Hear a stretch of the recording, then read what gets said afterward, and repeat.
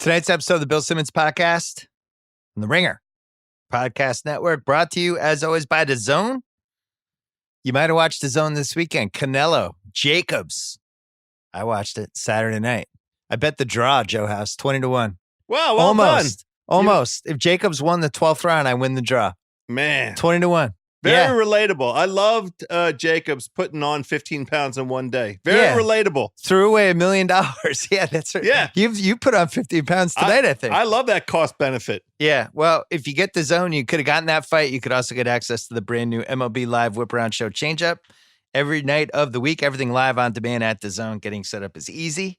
Download the app, available on nearly any of your devices, including smart TVs, tablets, phones, and gaming consoles. Go to DAZN.com to sign up. DAZN. We're also brought to you by Navy Federal. Proud to serve over 8 million members, open to active duty military. The DOD veterans and their family members receive a lifetime of membership benefits, like a credit card APR average that is 4% lower than the industry's member-only exclusive rates, and more. Visit NavyFederal.org/BS. For more information, call 888-842-6328 or download the Navy Federal Credit Union app today. Message and data rates may apply. Visit NavyFederal.org for more information. We're also brought to you by TheRinger.com, the world's greatest website. Had our biggest month last month, us. Whoa. Biggest traffic month, biggest podcast download month. Everything is going really well. You know why? One of the reasons? Thrones. We love Thrones. Binge mode. We also had Talk the Thrones last night, the 4th of 6 episodes. I wish they had spread it. Well, we'll talk about Thrones later, but I wish they had cut Thrones into 10 episodes over these 80-minute episodes. They could have had 55-minute episodes. We could have gotten more content. Spread it out. We'll talk about that later. We're also brought to you by the Ringer NBA show. We're hopping on right after some of these games when it's timely. I know like Monday night is probably that's a night we might actually hop on there. Sure. Potentially. Two great games tomorrow night. Yeah. House is here because it's his 50th birthday. Hey, coming now. up. Russillo is not here because he's at the Willie Nelson concert. We're going to talk about that in a little bit. And is that true? We're going to talk about a crazy basketball playoffs week. One of the great weird playoff games I've ever seen in my life. Friday night, you fell asleep. We're going to talk about that. We're going to talk about Game of Thrones at the tail end of this, as always, and a whole bunch more. But first, our friends from Pearl Jam.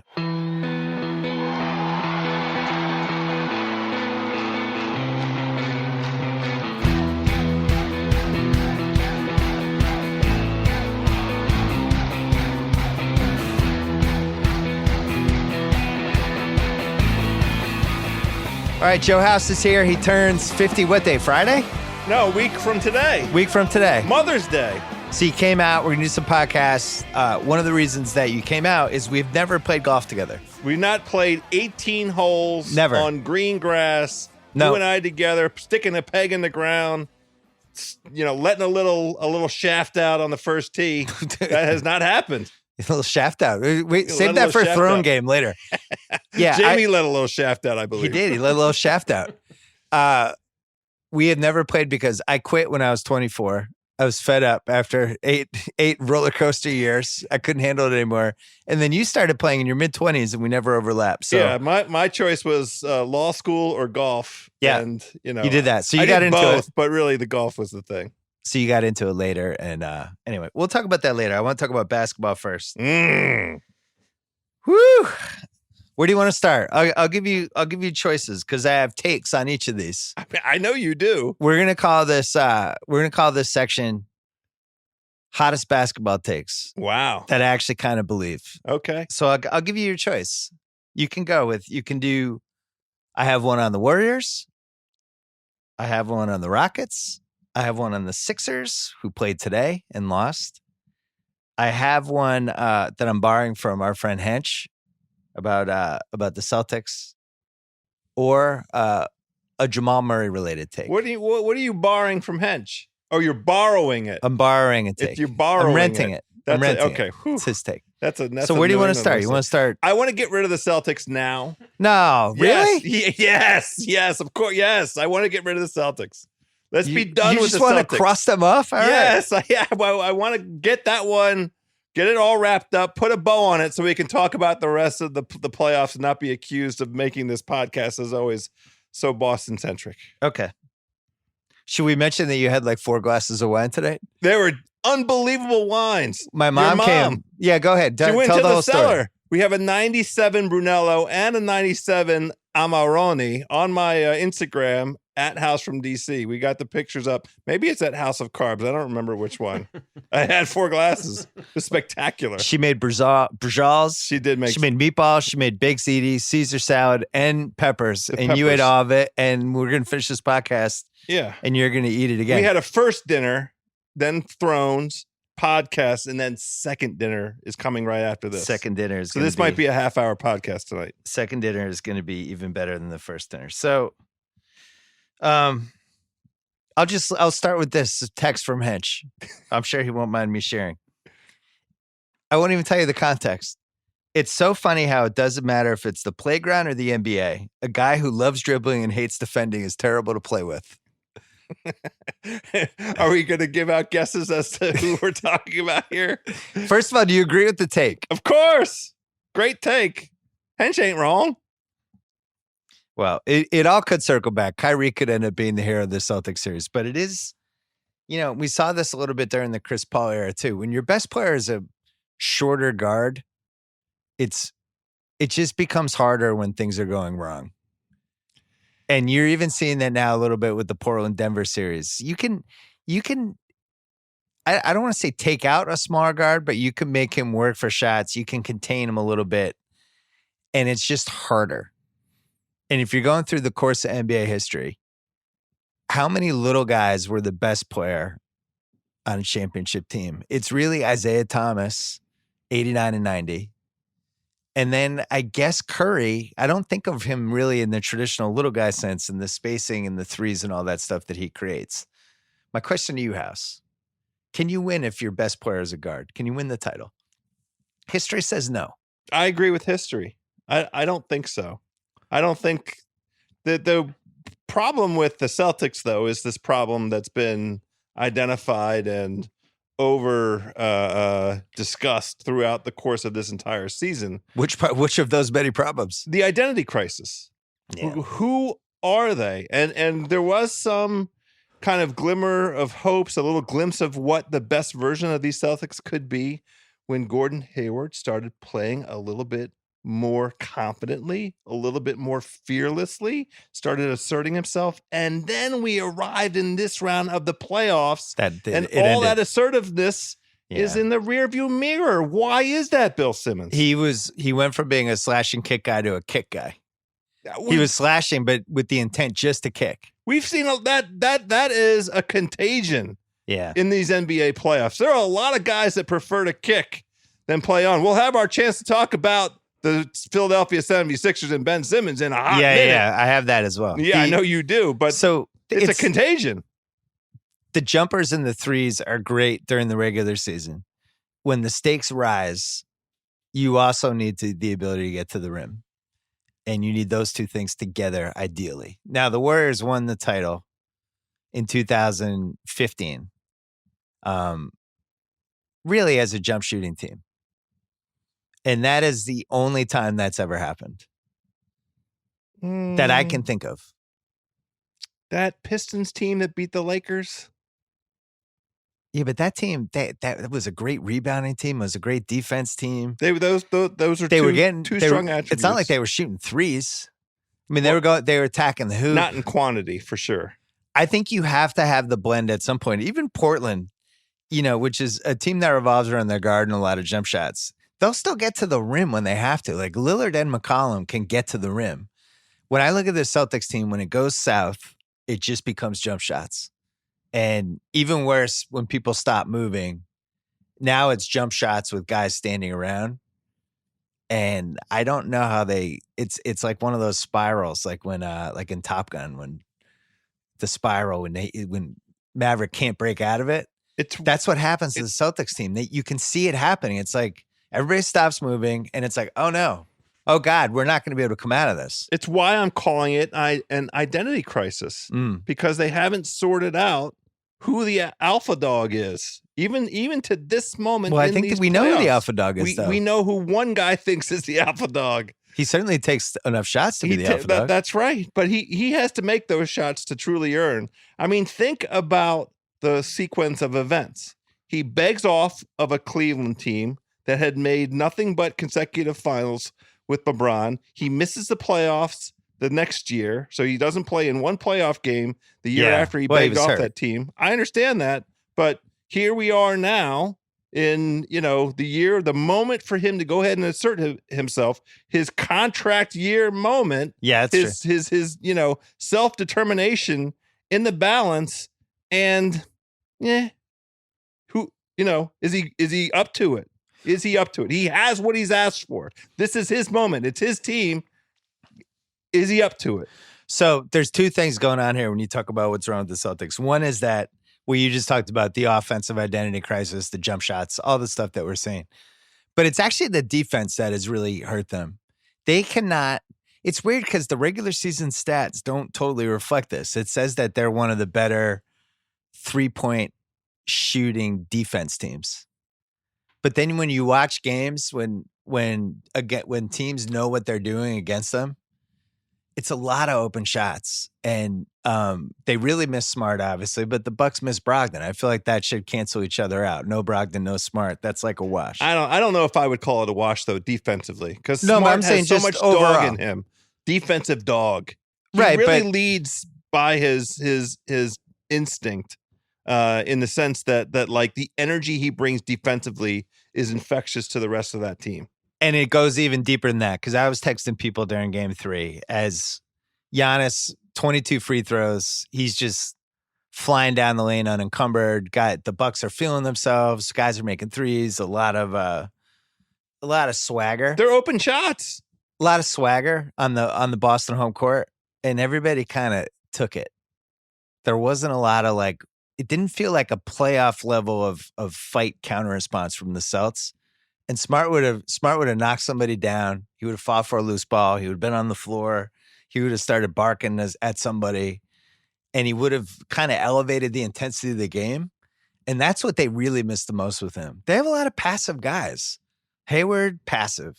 Kyrie doesn't talk on the court. I mean, Tatum and Brown. Brown is probably the most. Honestly, it's Morris. Morris is the only one, but he's the ninth best guy in the team. He ain't no good. So, I don't know. I saw a lack of fight on that Friday night, because there was a point when that was becoming a playoff game, and they just didn't rise to the occasion. Last year, in the Bucks series and the Sixers series, Smart was the one leading the way with the chest out, the testosterone stuff, and that's really what they missed the most.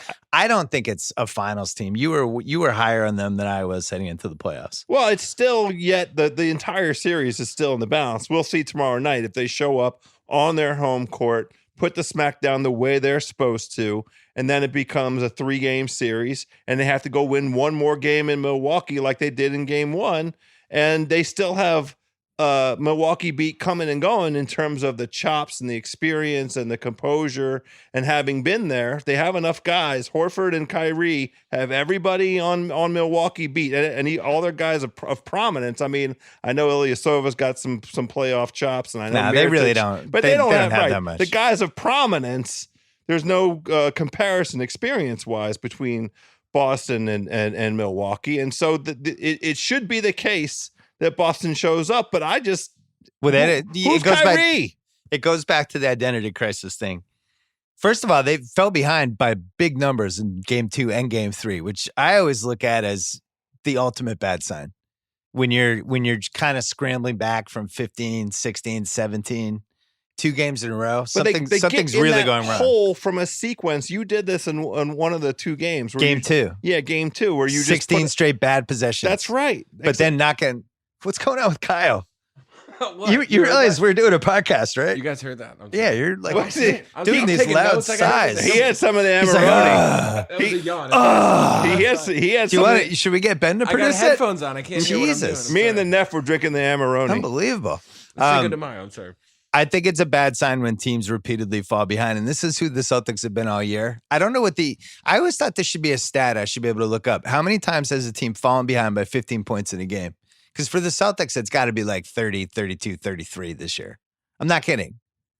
Like when they're behind, they're behind. It's not like they're down by 2. Like all of a sudden it's 70-53 and you're wondering what the hell's going on. That's a good bet. I don't wish think I'd known this. I just don't think they have it this year. I felt I even during the Indiana stuff when people started getting excited, I just didn't feel it. I would love to be wrong. I hope they come back, but I think you find out who you are when bad things are happening, and this team tends to kind of fall apart when bad things happen.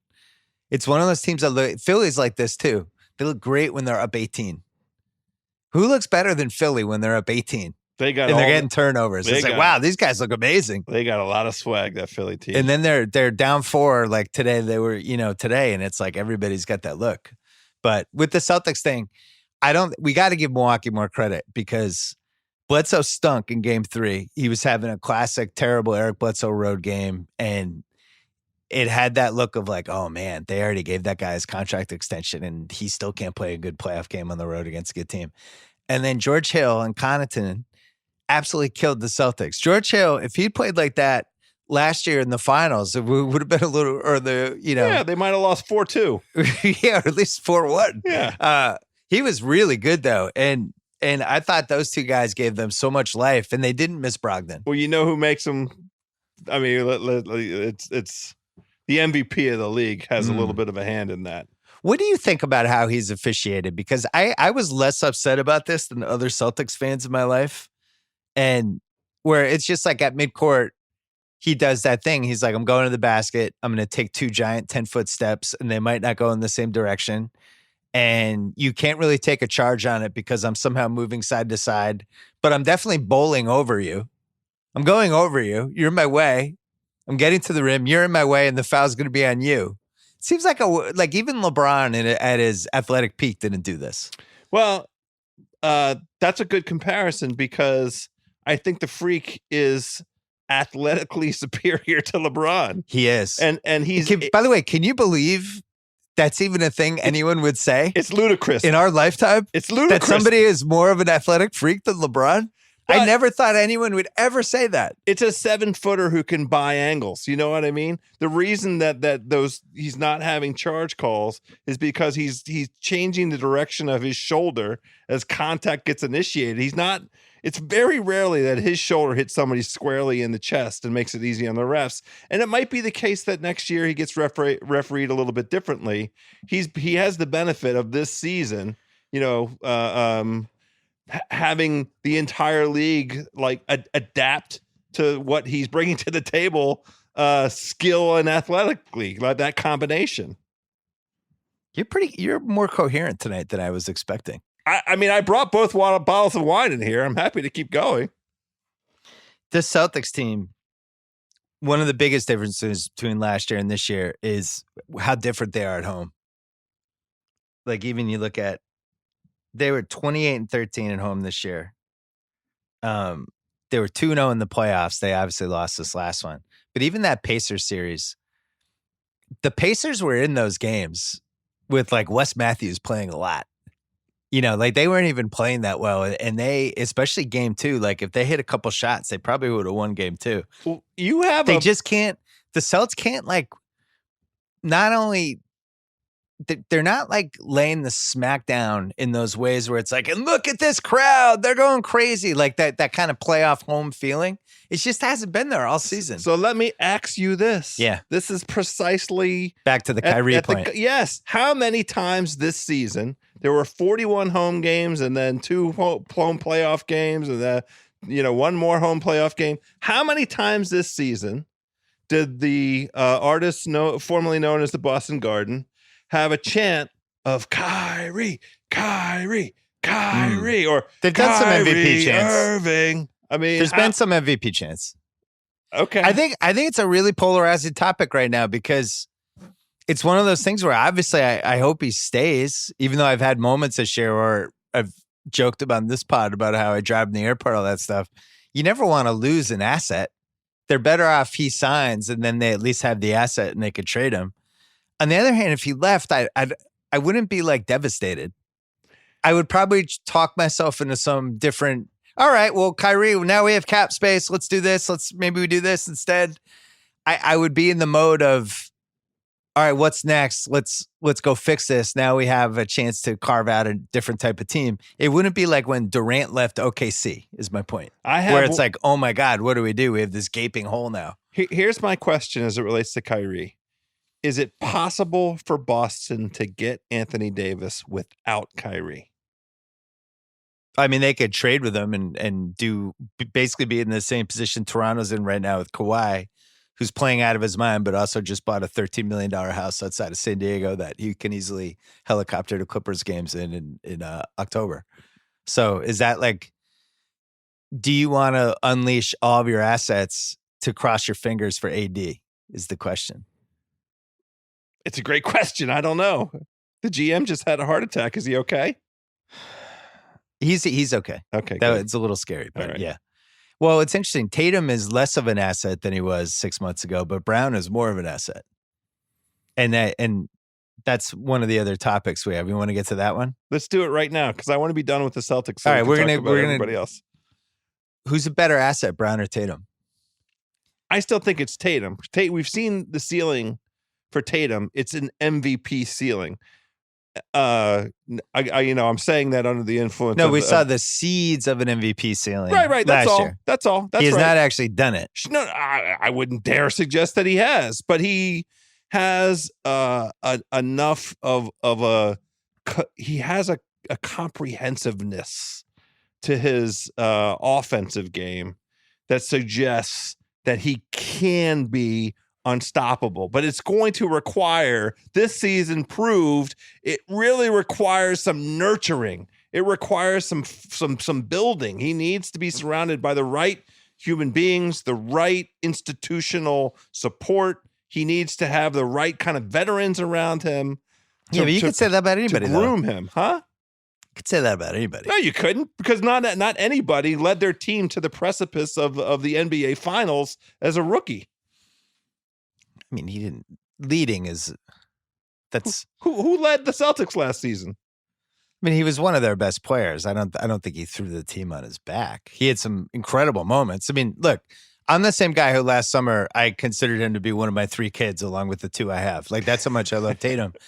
It's been alarming, some of the bad habits this year. And I know he's young and you shouldn't overreact, but here's my big fear with him. And this is from somebody who's watched a lot of his games for 2 years. His ball handling is really subpar. And it's something that last year when he hurt his hand and he just kind of, his dribbling ability just wasn't the same. And people would poke the ball away. He would lose it. He wouldn't finish around the rim sometimes. And it was like, oh, it's his hand. Oh, if his hand was healthy, he would have finished that. But now it's like this whole second year he's been healthy. He doesn't have like that killer handle that I think you need.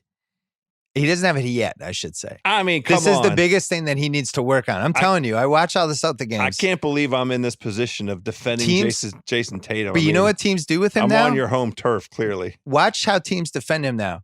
They poke at the ball. Because when he dribbles, he does the same. Ironically, my daughter does the same thing when she plays basketball. When he makes moves, he puts the ball in front of him, and the guys just poke at it. And I think that's now in his head, and I think that's why he settles for so many 20-footers. I don't think he wants to lose the ball.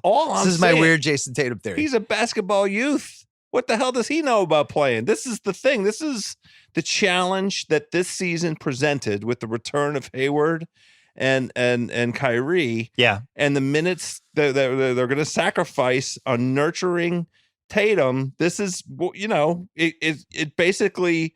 there was an opportunity. The opportunity was lost because, for the greater good of the Celtics in this particular iteration of the season, the chance they have is a finals chance. And the price of that came at Tatum's development. But that's the super optimistic view. I'm asking you, if somebody has a pretty average ball handling skill, I would say at a scale of 1 to 10, I would say he's a 4. Right now. How old is he? He's 21. He just turned 21. But my question is, do you get a better handle as you get older, or you are who you are with that? A handle, he can definitely get better at this. Okay, because I think about this a lot with him. Because he should be a junior in college. Yeah, but I'm just telling you, this is the thing that is keeping him back now. Okay. This is why he's settling for jump shots, and this is why he doesn't go to the rim, because I don't think he trusts his handle. All right. This is my theory. Okay. I might not be right. You might so be right. Watch Game 4 tomorrow, and watch his handle when he's got somebody directly in front of him playing good defense, and watch how they poke the moment he makes the move because they think they can get the ball. So, the Hayward thing, he's done this all year. He looks great. It's awesome. Everybody's high-fiving, and then he all of a sudden has no confidence. So I don't know what to make of it. This to me has the feeling of a 5-game series. Wow. So then the question I was going to ask you is who wins tomorrow night? What they need tomorrow night is for the Bucks to just miss a lot of shots and get the crowd into it, get points off turnovers, and flip the game so that the Bucks start out like 3 for 18 from 3. Boston's getting turnovers off them. That's the way to come back. I don't think they can outscore Milwaukee. If Milwaukee's playing well, I don't think they can match the points. It's too easy for the Bucks over and over again for Giannis to get to the line. They're getting 15 to 20 free throws a game from him on top of all the open shots. It's the math doesn't work. This is going to be a problem for Boston. It's a problem. I think they really needed Smart in this series. It cannot be overstated. And Brogdon would have also really helped the Bucks. But I think even though Brogdon's probably a better basketball player than Smart, I think Boston needed Smart more in this series. The defensive identity is huge. I'm not optimistic, House. I think the Boston Slam is on life support. And then you ask about, could you do AD anyway? I think they have the best package to offer if they put all their stuff on the table. It would be against AD's will, though. That's the risk, right? Yeah, and the one thing is, and I've heard a few people say this, it really does, and Jack McMullen said this in my pod the other day, it really seems like the Lakers are off the table with him. like the New Orleans is just like, we're not trading there. After everything that happened. You're not getting him. That at this stage? You're not getting him. It's fine. So let's put a bow on Kyrie and then we'll take a break. If he's your second best player, I think you win a title. Who? Kyrie. I agree with this. So if Davis, we watched it. So if Davis comes in as the best guy, I think that could win a title. If Kyrie's my best guy, I don't think I can win a title. I agree with you. I just don't. We are in lockstep on this. Okay. Let's take a break.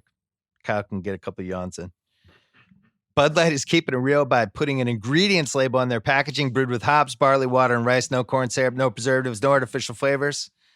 You know who else is keeping it real? You know who, Joe House? Who? Where's the PJ being played? Bethpage Black. Bethpage Black. My sources tell me, House. My sources tell me. You're going to like this.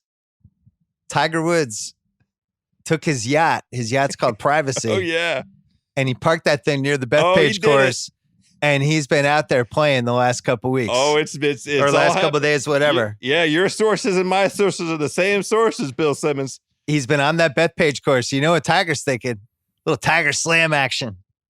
He's thinking about no artificial ingredients out there on Bethpage. I know that much. He's keeping it real. Cheers to Bud Light, reminding you to enjoy responsibly and keep it real. And since we're here, Fairway Rolling, presented by Callaway. Yeah, our good friends Callaway Golf. We're doing a little bit of a pre-preview. I have as a guest the esteemed president of the PGA of America, Susie Whaley, the first female president in the history of the PGA of America this week. We do a little bit of a preview. You're not going to believe this, but we talk a little bit about Tiger. Oh, great. And some ideas for growing the game. So it's a very cool podcast this week. Super excited for him. Okay. Let's go here. We're kind of saving the great takes for a little bit later because I have a couple really hot ones. So we were talking about this today, Jamal Murray versus Jaylen Brown in that 2016 draft. Yes. Jamal Murray has been, I had a feeling heading into these playoffs that the Nuggets were going to go as he went because he's really their only reliable playmaker other than Jokic. So the theory was that basically every other game he'd be good, and that would be a game they would win. He's been better than every other game. And it feels like he's starting to have a blossoming. Well, let's Can I compare him to somebody? Make sure your pants are zipped for this analogy. Go ahead. Because you and I both love this more than anything when it was happening. Mike Bibby, 2002. Remember that? When C-Web is like, I'm terrified. Could somebody help me? And Mike Bibby's like, I got this. I just want to point out, Jamal Murray has been better than every other game by like just a little bit. I mean, they won game 7 and the series against Portland right now is 2-2. So it's like just a little bit better than every other game better. Right. But I thought he was good in the 4 overtime game.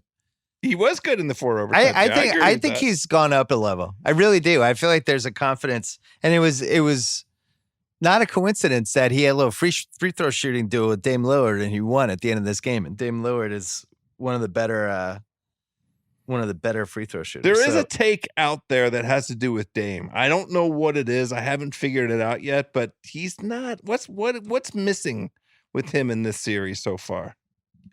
Gary Harris is doing a really good job defending him. Is he in his pants? It's been surprising. He's in his pants. Gary Harris, I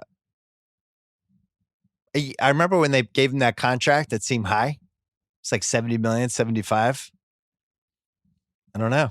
If you can guard small point guards like that, he's certainly better guarding small point guards than when the Celtics have. It did change the entire trajectory of the Spurs series, because after Derek White dunked on whoever that poor boy was that he dunked on, they just said, we have Gary Harris. We're going to put Gary Harris on Derek White. Yeah. And then I still haven't. We put out an APB for Derek White. So here's the 2016 draft. Ben Simmons, Brandon Ingram, Jaylen Brown, 3 to the Celtics. Dragan Bender, 4th to Phoenix. Man. Ouch. Chris Dunn, 5th. Buddy Hield, 6th. Jamal Murray, 7th. Marquise Chris, 8th. Jakob Poeltl, 9th. Man. Thon Maker, 10th, and it was bad when it happened. Oh my God. It was immediately awful. But John Hammond's done a lot of good stuff, so he's deserved some bad ones every once in a while. Then Sabonis was 11th. That draft was not great though. After Sabonis, Taurean Prince, Papa Giannis, the guy the Kings took. Remember that guy? God. Denzel Valentine, Juan Hernan-Gomez, Yabusele in the Celtics, Wade Baldwin, who I think got waived in a year, Henry Ellenson, and then we had Malik Beasley and Karis LeVert, 19 and 20. So it got a little bit better. But this was not a good draft. Not a good draft. And I remember the Celtics, the big question was Jaylen Brown or Jamal Murray. And they just like Jaylen Brown's makeup, and they like the idea of interchangeable swing guys. And I don't know. I don't know who I would rather have. And I feel like I'm a little biased because I really love the way Jaylen Brown's played the last 4 months. And I think you have to have at least one swing guy like that. You are an unbiased observer. Who would you rather have? Jaylen Brown. Jaylen Brown, make the case. I feel like it's impossible to segregate his opportunity with Boston, playing with the veterans that he got to play with right away. You can't underestimate the effect of Al Horford. I'll never, ever get over the fact that Boston got effing Al Horford over instead you. Of Washington. Yeah. The entire fortune of my franchise would be different if we had Horford. That's how important he is. He's a franchise. But you guys got Jan Mahinmi, though. You son of a bitch. That Horford effect, the stabilizing effect, he really more than anybody else gets all the credit for the brink of making the NBA Finals last year with a cast of young fellas. But so I can't say what if Jaylen Brown didn't have Al Horford in his life. Like if he had life. just gone to the Phoenix Suns or something. Or the Washington Wizards or, You left out having Brad Stevens in his life too. Ooh, sure. But I don't know. The Brad Stevens, this season, he hasn't been able to. Oh, come on. I'm right here. He might be. He's a good coach. I'm not sure about the chemistry piece of it. He could figure it out all. Now, I don't know if it was figure outable. In his defense, you don't know what Gordon Hayward you're going to get really within, in 15-minute increments. Well, in his defense, Kyrie was bizarre for the first 4 months of the season and then profusely apologized for how bizarre he was. And now it's Jackie McMullen just wrote about this last week. Everybody's like, yeah, things got weird. So I feel like I've seen more defensive effort out of Jaylen Brown than I've ever seen out of Jamal Murray. And that would be the reason that I would tilt that way. And that would be the case against Jamal Murray is defensively, especially game 3, Portland was just attacking him. Yes. And to the point that there was one section, I can't remember if it was the third overtime or the fourth, where they just took him out coming out of a timeout because they didn't even want him out there defensively.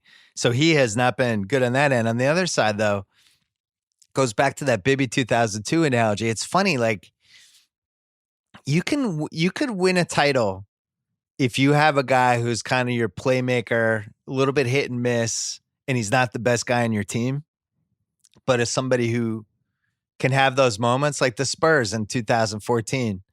Parker's the best version of this, right? Yes. Like Parker was the creator. Parker at no point was one of the best 5 players in the league. He might have been in the top 12 there for a couple years, maybe top 14. But capable of being an MVP of a finals. Right. And capable of creating his own shot in big moments and stuff like that. So that brings me back to the Murray thing. I think it's hard to find guys like that. I actually think it's a little bit easier to find Jaylen Brown types than a guy who just isn't afraid in the last 2 minutes of a game. Like we saw today in game 4. Yeah. He was really impressive in that game. Jokic was running on fumes. At one point, it looked like Jokic blew out his knee. I think he just had a cramp. I hope we're rooting for it to just be a cramp. Yeah, it seemed okay. But well, sure, that game 7 shot that he took off the wrong foot after really having a sequence, leading up to that made shot of the collective Denver didn't have great decision making inside the last 2 minutes against the Spurs. Yeah, but he still was fearless. And that 3-pointer that he took with 2 seconds left on the clock because the Spurs were disinclined to foul, being down 4 points. Disinclined is understatement. That was a game where that covering the 6.5 was just begging to happen, and we missed it. Denver does have kind of a fun playoff team that makes sense, even though it doesn't make sense. Like you kind of need the guy like Will Barton, who every time he shoots, you're going, no, yes. Classic no, yes guy. Hit a couple of huge shots in the game today. I was texting with a friend of mine, and we were talking about how there's guys on certain teams, like Marcus Morris is like this for the Celtics, where it's actually the worst thing for their team if they start playing well, right? Because then they'll take the biggest shot in the game. Marcus Morris, if he hits a couple threes in the first half, he'll absolutely take the biggest shot of the game. And he's like not in your top 3 that you'd want. And Will Barton is one of the guys for the Nuggets like that, but he made them tonight. They have like these interchangeable swingmen who can just kind of get hot for 5 minutes. Jokic is,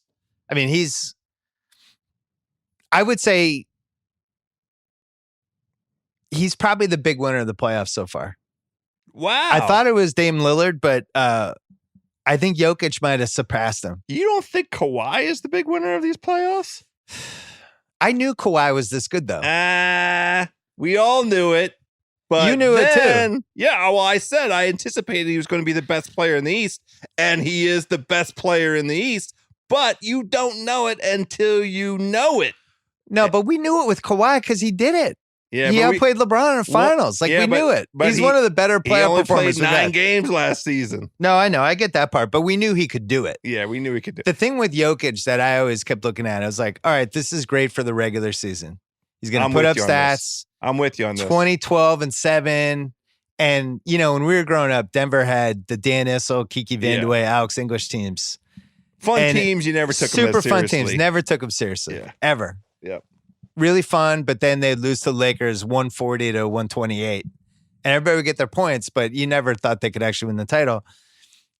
I wondered if Jokic was like that for this generation, where it's like really fun player, love him. I voted for him for 3rd MVP. You can't win a title with that guy. And now you watch these games and you're like, wow, this guy is unstoppable. And maybe you could make the finals with this guy. Maybe. They're going to, it did set up, and this is all credit to them now they lost 3 or 4 at the very end, so they really put themselves in a precarious position. But that second position in the West mattered. Them clinching the second spot set them up. And if they play in the Western Conference Finals, irrespective of the outcome, that validates this season as far as I'm concerned. The transformative moment of these playoffs. It's funny, Westbrook has had no impact in the playoffs for 3 years. Who dat? But he changed the playoffs when he got hot in that one game that we bet on. When they're down 4 to Houston. Houston was about to get the 2 seed. And Westbrook made that crazy 3 with his leg spread. Then George made another one. Then it goes to OT and they win. But that's why I'm F Houston this year, by the way. That was a must-win game for them. They had to win that game. And they were up by 14 points in the fourth quarter of that game. We're talking about the second to last regular season game. They were up quite a bit in the fourth quarter. They went on a cold streak and they lost focus. And I just, congratulations that they got the one that they absolutely positively had to get to, save a couple jobs. But I think this is going to be a 4-1 series. And we're going to see tomorrow night a refocused Golden State. Hold on. We're not there yet. I know, but I mean, we're just... Can I give you Jokic's stats for the playoffs? Because we're now at 11 games. I'm going to love them. We're now at 11 games. And I did this in my book way back when I think 12 games is 12 plus games is the right sample size for postseason. Great. Because you have like those Tracy McGrady seasons where it's like, he went 40 game. And it's like, yeah, they lost in 7. And then he didn't play a second round. Right. Please stop comparing that to like Dirk Nowitzki in 2011. So here's Jokic now, 11 games, basically averaging 25, 12 and a half, 9 and a half. I mean, damn near triple-double. For 11 games. This is a triple-double, by the way. 50, everybody out there, this is a triple-double. Wait, it gets better. 50% shooting, 40% three-point, 85% free throws. He's almost a 50-40-90 guy right now. This is what for the playoffs. This is 11 games. This is a real sample size. This is what a winner, a triple-double winner looks like. One more number for you. He played 104 minutes this weekend. God! I mean, at my advanced age, I can't. What can I do for 104 minutes? Drink that wine. I honestly like watching him during the 4OT game was like watching Kyle do a triathlon. Where it's like, this guy might die. We might need to get him off the court. I'm hoping that I have my own smaller version of that when I go back at these Brajols in about 20 I forgot minutes. about that. Yeah, I wanted to tweet. I didn't want to make fun of Jokic because he was so great in that game, but I wanted to tweet when he was at 64 minutes that he was at 64 minutes, but he'd only burned 320 calories. But then I felt like it was a dig on Jokic, but it was like he's one of those guys that he's never sprinting. So it's always like he's at his pace. So it's never, he's on the treadmill at like 3.5 or 3.5 miles an hour, but never at 4. One of my very favorite aspects of the Jokic revelation, this playoffs, is all that stuff that's in his his run up to this moment, the picture of his passport that showed up on Twitter. Oh, so good. The stories about all the Coke that he used to drink. I mean, it's incredible. Yeah, it's so good. Let's make this list right now. Most fun guys to play with in the league if we were still playing pickup, if we weren't retired. I think Jokic would be like in the top 3. Yeah. If I'm moving, he's going to get me the ball. I'm going to get a layup. You know who I have on my list right now? And you were reminded of this. Kevin Durant? No, but his teammate, Draymond. I want this version of Draymond. I would love to play pickup with? Oh my God. I'd vote no on that. Oh, what?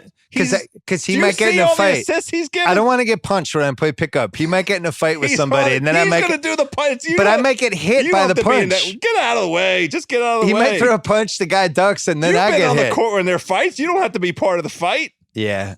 I want this version of Draymond. This version of Draymond is my favorite version of Draymond. Yeah, where did it go? Him and KD were like hibernating for 6 months. That's and then they just flicked the switch. They know. This is what OGs do. They're OGs. So give me your top 5 guys. I'm talking about just pickup. I'm trying to stay in the court and I'm trying to have fun. Jokic has to be one of the top 3 picks. You're going to laugh. You know who one of mine is? Kyrie? No. Ben Simmons. That mother effer never wants to shoot. I want to shoot.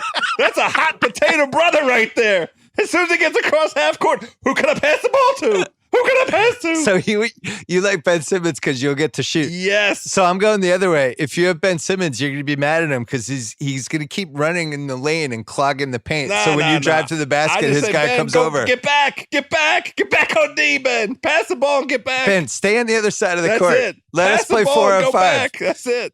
So I have Jokic. I think KD would be really fun to play with. He always tries to make the right decision. I don't have any quibbles with like KD. That one yesterday. There was a great moment in the game last night when he was red hot and Kerr was telling him to take over, make a play, and he had the guy, and it seemed like the classic NBA hero ball moment. And and then he found Iguodala in the corner and he made it 3. It was awesome. And Durant did the double fist pump. That was the right play, and I don't think a lot of guys make that play. I loved the trust in Iggy. I loved Iggy. They love Iggy. Like Draymond and Iggy. This is the thing with the Warriors. This version of Draymond and Iggy that they have right now is another finals effing title for them, and it breaks my heart. Steph Curry. That we don't have money on it. Steph Curry. No, hold that. I have a big take on Steph Curry. Hold that. All right. So who's your number 1 draft pick? For what? Is it really Ben Simmons to play pickup with? No, it's no. I love Jokic. I love this version of Jokic. Put me on that. Can you call him Jokic? Because that's his name. No. I like Jokic because that goes Joker. Let me be me. Okay. Let me and my Amarone. Mispronounce his name. Knock yourself out. Mr. Mispronunciation. Well, you're on my corner. I get jealous when you mispronounce names. Mispronouncing names, a whole career of it. Yeah. And I call a guy by the name I want to call him, and I'm not allowed. Jokic would be fun. I'm trying to think who else. I think Jaylen Brown would be fun to play with because I know exactly what he is. That's just random. I know, but if we're building a 5, we want the guy who's going to guard the other team's best player. He's going to make open threes, and he's not going to be mad if he doesn't get the ball. Like that has to be, because you and I, we're going time machine. We need to do our thing. We need to do Stockton Malone stuff. Yeah, we do like to do that. So Jokic has to be over there. Somebody has to be responsible. There needs to be a responsible Jaylen Brown's in the corner. And who's our 5th? Somebody who's rebounding. Montrezl Harrell? No. Somebody in the playoff. Like somebody's like, in this Somebody round of the rebounding. playoffs. Somebody at this stage. We're sleeping on somebody obvious. All right, let's do Kawhi just for the hell of it. KD, Jaylen Brown, Jokic. No joke. I would rather have Kawhi. Wow. This is the alpha dog moment that we're at. Is it the KD or Kawhi? That conversation is happening on Twitter as we speak, Bill Simmons. KD or Kawhi? Right now in these playoffs. I mean, KD just has the resume. Feels disrespectful. I love Kawhi. Kawhi will not let his team lose. The will to win in Kawhi. He let him lose game 3. And I'm not. It sounds like by making this point with Kawhi that I'm, by contradistinction, diminishing KD's will to win, and I'm not doing that. But the difference between the Golden State Warriors and Toronto, because Toronto, we've learned some things about this Toronto Raptors team. They suck. I mean, they suck. What the F is going? This is the the Sunday evening podcast we're doing right now. We just watched the very best version of the Toronto Raptors today against the Sixers, and they eked out a win. Now it was at the Sixers' place, so they had a weird Embiid situation where they were saying Embiid was sick. I personally, can the body language doctor come in for a second? I thought he was pouting. Bitch. You think he was pouting? I think he was pouting because I don't think they were giving him the ball in the first quarter. Well, and I think he got pissed off, and he wasn't feeling that good anyway. And he's like, "Well, fuck this! You guys aren't getting me the ball." He had 5 shot attempts through 3 quarters. I know. What is going on in Philadelphia? He had 33 points the game before. Here's the thing. How many ailments does this man have? What's going on with him? Drunk house is here, Kyle. Turn down the levels real quick. What's wrong with him? He had a stomach problem. Today was what? Flu Can I get you another glass of wine, Mr. House? Yes, please. I'll have the Brunello. It is weird. Embiid does have a lot of ailments. What the F is going on? You're in the playoffs, Joel. No offense, but how about playing 3 straight games where you're just healthy? What about this? they run pick and roll where their best option is in terms of getting him the ball is off at the top of the key. And if the pass doesn't come off the slip right away, he doesn't touch the ball. He never gets the ball in a spot where he can be effective. How about this? And I'm not the only one saying this. If neither of us are Toronto fans and the Toronto fans are mad at you because you just said they suck. They suck. It's not my fault. Well, see, we're not getting a full feeling for Siakam. Like, he definitely was hurt in the game today. I think, okay. I thought he was one of the best 15 guys in the league by the end of the year. I'm not saying he is talent-wise for, like, if we were just saying who are the best 15 guys, he was playing the best. Out of the 15 guys who were playing the best, he was on that list in April. I want to be fair. This is exactly what you get with a guy like him under these circumstances. In the playoffs. Yeah, that's a great point. Right. Regular season versus playoffs. That's and this right. is why, and I make this point all the time, and I can't make it enough. When we're asked to vote on stuff like MVP and All-NBA, we were voting in the regular season. Like, the dumbest thing you hear all year is when, like, during that whole LeBron stretch, when LeBron would play really well in the playoffs, and people are like, it's absurd. How does he not have more MVPs? It's like, because the MVP's for the regular season. Like, that's what we vote on. He wasn't the MVP of the last couple of regular seasons. Sorry. He didn't play defense. He didn't try all the time. And it's the reverse is like somebody like Siakam, and Ben Simmons. Sure. No playoff chops whatsoever. Regular season, great. That's right. You get to the playoffs, it's just a little different. Different game. The pants are a little tighter on your nuts. Well, the pressure's a little different. The pace is different. It's teams more physical. know how to game plan for you. You're playing the same team That's 2 straight it. weeks. Correct. That's right.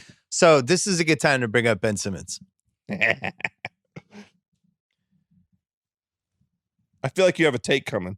I have a couple takes. I actually think they should have benched him in the fourth quarter of this game today. And I watched it. I'll put this on Instagram tonight because I taped every possession they had from like 7 minutes on in the fourth quarter. He did not do, when I say he didn't do anything, he dribbled the ball up to midcourt, gave it to somebody, and then he basically could have gone and sat down in the stands. But the problem this was over. I'm talking like 14 straight possessions where he's just in the way. He is like, you're playing pickup, and there's that one guy. It's like, oh, my buddy's roommates and best friend from college is in town. Can he play with us? Like, yeah, that sounds cool, great. And then the guy's a disaster, and it's like, can you just stay out of the way so we can play basketball? Like, just go in the corner. That's Ben Simmons in these games. He's their best defensive option against Kawhi. But the thing is, he's not as good defensively as people seem to think he is. It's not about as good or versus, and by the way, he's not doing a good job against Kawhi. Kawhi's scoring on him. He's the best defensive option they have. I think his defense is overrated. I think he's lazy on defense. I think he tries sometimes. I don't think he tries other times. I disagree. I don't think he's lazy. I think he's trying. I think he has lazy moments. I don't think he's lazy. I'm not going to use that word. I think he's inexperienced. I think he doesn't. I think he lets up. I don't think he does let up. Here's the thing. The Philly fans, this has become like, they're like the Little League parents, and this is like one of their kids. And I don't feel like they're fully rational about it yet. I don't see how you can win a title if Ben Simmons is one of your 3 best players unless he figures out how to be able to do more offensively. Because it's like, he'll do it against the Nets, where it's like, he had those 2 big games against the Nets. Everybody's like, oh, Ben Simmons, here he comes. The game I watched today, they couldn't even figure out how to include him in the fourth quarter because he can't shoot. And you have Embiid. So, like, what do you do? Because basically the guy I watched today in the fourth quarter was Andre Roberson offensively. Sure. You're not going to get a defense. I actually might the way they're using him in the fourth quarter, I might actually rather have Andre Roberson. Well, Roberson will take a 3-pointer at least. Yeah, at least he'll know where to go. Yeah. And it's like they try to cheat the Simmons thing now, where they have him stand right outside the paint on the square, and he's kind of lingering in case there's like an offensive rebound he can get. And that's like all he does. He doesn't really move. He's not doing back cuts. He's just kind of in the way. And it's crazy because I think the guy's really talented. My thing is this somebody who should just be on like a bad team like Devin Booker? Just go get your stats, balls in your hands all the time, no real stakes, and you're just learning how to play basketball, basically. Well, he needs to learn how to play basketball that includes shooting the basketball. But he can't shoot. He won't. Under He what won't shoot. circumstance, then he can't play. That to was your my point. to I your think they point. should have benched him the last To 6 your minutes. point, if he's not going to shoot, he can't play. So they have to come up with an answer for this because your point is right. Well, they're going to lose the series They're unless going to lose. That's right. You're right about this. 100%. I don't know what the answer is because there was this one play. It was near the end, but they were still in the game, probably like 2-3 minutes left. And things kind of broke down, and JJ was at the top. Yeah. But they had a lot of shot clock left. Did you see this play? I watched the entire game, so I'm sure I saw the play. And JJ, and then he ended up kind of running the kind of makeshift screen and roll with Embiid that he kind of created on the fly. This was a classic. As soon as it broke down, either Brett Brown has to call timeout, and I don't even think he had that many left, or Simmons has to sprint up as like the playmaker creator guy to be like, all right, reset, I got this. Like that's what Kyrie would do. That's what Jamal Murray would do. That's what Kevin Durant would do. Like somebody in the team has to be like, oh shit, I got this, guys. And nobody did it because he's not thinking that way, because once it's a half court and it's a playoff game and he's getting rid of the ball, he's out of the play. He's not in the play anymore. He's basically Ben Wallace of the 2004 Pistons. It's like, how is this a good use of him? Well, I don't know what choice did they have? You can't run screen and rolls with him because who are you going to run it with? You can't make him the screener because nobody's going to guard him. No, he comes down with a head of steam off of pick and roll with Embiid. All of his points, but the Raptors know that's coming within the final 6 minutes. So that's the difference. They're right? just going to put he the gets wall away up with it 6 times a game, so he gets 12 points a game in these games. The one thing they have is off hill. he'll do that little thing where he has a head of steam and he'll dish to somebody, and he did that I think once in the fourth. At the start of the fourth quarter, I looked at it because I was really curious what his stats were going to look like, and he was 8-4-4 heading into the fourth. And I think he finished like 10-5-4. And the layup came with like 20 seconds left in the game. Like when I say he was a 0 in the fourth quarter, like he was like a 0. He did nothing. So I don't want to totally blame him because I think part of it is a systemic thing with just how they use him and how they have just been completely unable to figure this out. Well, and the Sixers fans are like, process. It landed us Embiid and Simmons. It's like, Embiid's great. Can he stay in the court? And I don't know what Simmons is. So congratulations. You just threw away 7 years. There was a minute there where it felt like we were going to start getting some Philly boos with Simmons. I almost tweeted it. Like it should have very happened. Close to that Philly crowd turning on Ben Simmons. I love Embiid. I hope there's a world which he stays on the court. I think it's clearly his city. Actually, I have this email I want to read. This is great. This is a really good email, and I 100,000% agree with it. So this email is from Nick in Brooklyn. Dear Conspiracy Bill, how do you feel about Jimmy Butler's strategy of becoming b-ball besties with Embiid to ice Simmons out as a valuable trade asset and remain with the 76ers? I'm not sure it'll work, but I respect the hustle. All right, so let's think about this for a second.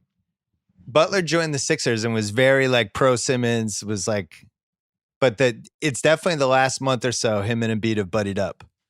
And I do wonder if Butler sees a world where if I stay with Philly, that's probably at the expense of Ben Simmons. Everything you just said, I believe to be 100% true.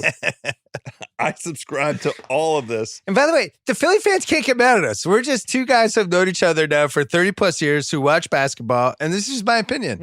I don't think Ben Simmons is long for Philadelphia, is my genuine opinion. I agree with you. And if the choice is Ben Simmons versus Jimmy Butler, one player was having his name chanted by the crowd today. Jimmy Butler. Well, there's not a lot of Ben Simmons chants. It was not a Ben. Has Ben Simmons ever caught a chant in Philly? Ugh. Well, and then the other thing is they go all in on Tobias Harris.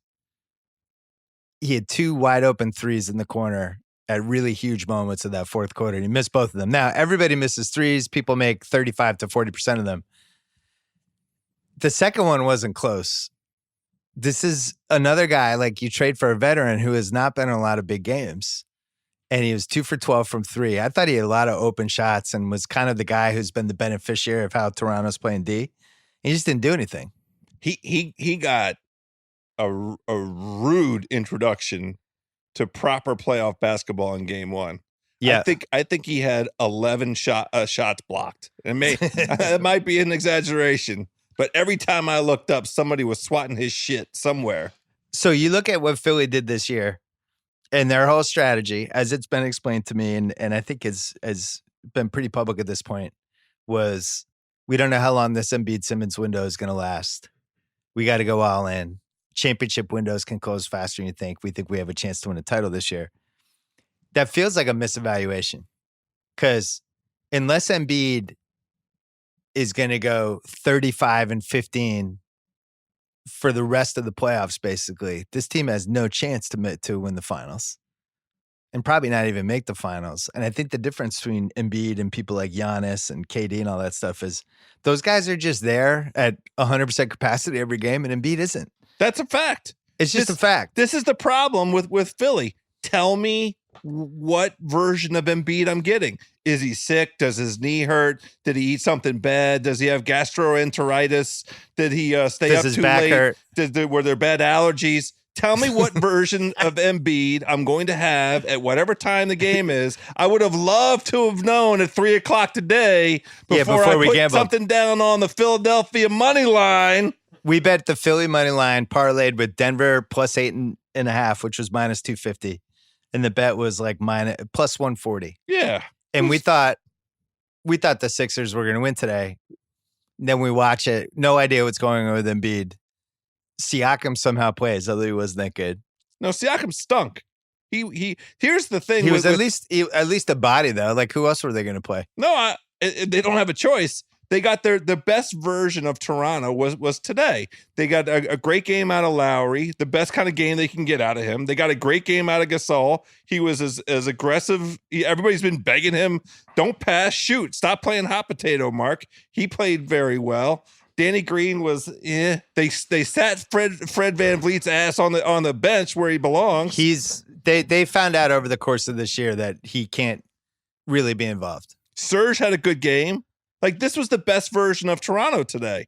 And if it took an execrable, I only had 2 glasses of wine, effort by Embiid. You had like 4. Yeah, that's true. It took an execrable effort by Embiid the game was in the balance with a minute left. Kyle, who's the guy with the beard that I like on Game of Thrones? Who called John? The guy with the beard. Tormund, probably. Tormund? The redhead guy? Tormund. Loves Brienne? Tormund. Yeah, Tormund. I like Tormund. He's like Fred VanVleet. You don't actually want him prominently involved in plots, but he's fun to have around. That's Fred VanVleet. All right. You don't want him involved in the plots.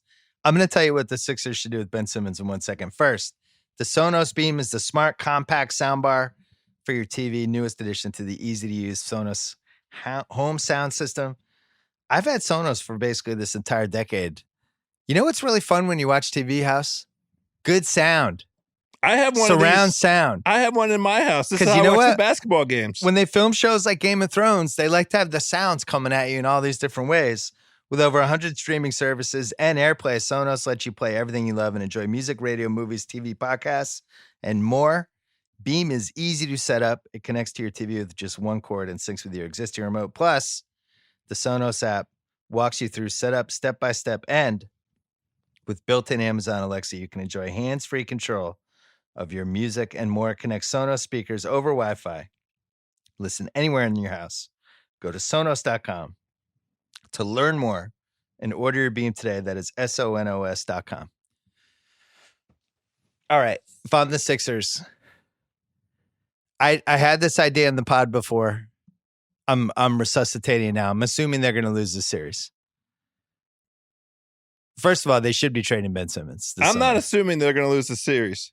Okay, but I'm assuming they're losing the series. Okay, go ahead. For the purposes of this. For the purpose of the discussion, they lose this series to the Raptors. Okay, I'm with you. If that happens. I think you have to kick the tires on Anthony Davis again. Ooh. I had this thought a few months ago. If I'm the Pelicans, that's as good of a chess piece as I'm getting back. And you could talk yourself pretty quickly into he's only 22. He's been into a lot of playoff games already. Maybe him and Embiid is just not the right fit. you want to build a team around his skills, the same way the Bucks build a team around Giannis' skills. Not that he's as good as Giannis, but could you build a team around his skills and all the things that he's good at and become a really good team? And I think the answer might be yes. The bigger question for me is, can Simmons and Embiid, do they make sense together? And from what I've seen, if I'm trying to win the title, I think the answer is no. If you're trying to win the title, then you can't have the patience that's going to be required to indulge all of the variables that are at play with those two. Well, and this is a key point, right? So off of what you just said, the Celtics with like Tatum and Jaylen Brown, guys like that, if they're not playing well, if their matchups are on, they're not feeling it, Stevens will bench them the last 6-7 minutes of a game. But with Simmons, because he's got a little bit higher pedigree, he was the number 1 overall pick, he's more famous, he's already had some moments. You're a little worried about what happens. What if he doesn't sign his rookie extension and he just kind of leaves as a free agent 2 years? You have to cater to him a little bit more. And it's not necessarily the right decision sometimes to play him in these games. I don't think they're not benching him, not benching him. I'm going to mess this up because they're worried about hurting his feelings. Oh, I think you're 1,000% wrong. In these playoff games, yeah, I think is the alternative? Who's guarding? Who do they put on Kawhi? First of all, TJ McConnell got a DNP today. How dare you? Who are they putting on Kawhi? I'm just saying, like, he got a DNP. It's the fourth quarter, and they're trying to win the game at home. What's the point of having Jimmy Butler then? Isn't that why I traded for Jimmy Butler to guard Kawhi? No, you need Jimmy Butler to guard who? Nobody. Kyle Lowry? Saving his yes, exactly. Because you need him to. I thought Tobias Harris could guard all these people. Legs. So Butler and Harris can't guard Kawhi. I need Ben Simmons. That's not a knock on either one of those guys. Kawhi is the second best player in these playoffs, or maybe the best player in these playoffs. Ben Simmons is the right guy to guard Kawhi. I would much rather play Shamit. Oh wait, he's not on the team. Sorry, forgot. That's so rude. Forgot they threw him in the trade for no reason. How dare you? Anyway, could you get Davis with the Ben Simmons package? Unfortunately, they gave away all their other assets, which is what killed them with the Harris thing. They need picks. They need picks for that to work. I don't know what they do. What if the Clippers came to them and said, "Hey, we'll take Ben Simmons. We'll give you Shai Gilgeous and something else." Why would the Clippers do that? Clippers are in good shape right now. They don't need a problem. Because I'm both criticizing Ben Simmons, but I also still think like he's an amazing talent. I just think he's on the wrong team. I don't disagree with you. I don't know what the right team is, though. Not this team. It's a team that's going to, take the one grotesque, glaring error. It's unbelievable that we're this far along in his career and he can't shoot the basketball. This was the biggest game of their season so far today. And he was not involved in any possessions for the last 8 minutes of the game. So something's wrong. That to me is like more than a red flag. He was healthy. Wrong. He was can't not shoot. He's afraid to shoot. I agree that something's Don't wrong. play him then. Take him out. He's got to play defense. Well, he didn't do a great job of that either. All right, next topic. Chris Paul. Oh boy. AKA Mr. Small Shot. I knew you were loaded AKA up for the Mailbag 2.0. Oh, I asked you why you didn't tweet that last night. I was saving it for the pod. That's nice. I like it. I was going to tweet last night. I feel robbed that we never got to see Mailman and Chris Paul in the same playoff team. It would have been great. The United States Postal Service feels robbed too. I was like, I've never seen anything like this Chris Paul thing before, where at the end of these games, he's just a disaster. It's like, oh, wait, Karl Malone. I forgot. I was there the entire time. Yeah. You and I used to call each other after the Karl Malone playoff games and just laugh. You get the Botox face, remember? So who knows at this stage? Karl Malone was PR in the playoffs, actually. It was 26.4. No, dude, I was there. Karl Malone was terrified. Yeah. Chris Webber was terrified in the last 2 minutes of every playoff game. C-Web was terrified. Go watch the games. That is hot potato C-Web. Hot potato, big time. And CP, how about when he passed up the wide open three? That was incredible. There was nobody within 10 feet of him. Very rude. It was 2.5 minutes left. ESPN, they put that shit on slow-mo. It was embarrassing. This guy's one of the best 40 players ever. There was nobody else on the basketball court. That's how open he was. So when you talk about CP in the playoffs, you have to start with 2014. the OKC game, one of the biggest 30-second collapses in the history of basketball. 2 turnovers and a bad shot, I think is how it played out. Then the next year he was out there when they lost by, or they were up by 19 against the Rockets in Game 6. Yes, that happened. And blew that game. That's true. There's not a lot of great Chris Paul playoff moments. The best one was the 2014 Game 7. Yes. Against the Spurs, which I went to, which he was great. Incredible competitor. We ran a story in the Ringer last week about what an incredible competitor he is. I'm not arguing that. I think he actually, it starts to mean too much in these games. I think he becomes so intense that I actually think it's to his own detriment. I think so. He just does weird shit. Well, like for somebody who's one of the best point guards ever, like he has these "what are you doing" moments that, you should be locked. Like remember Stockton?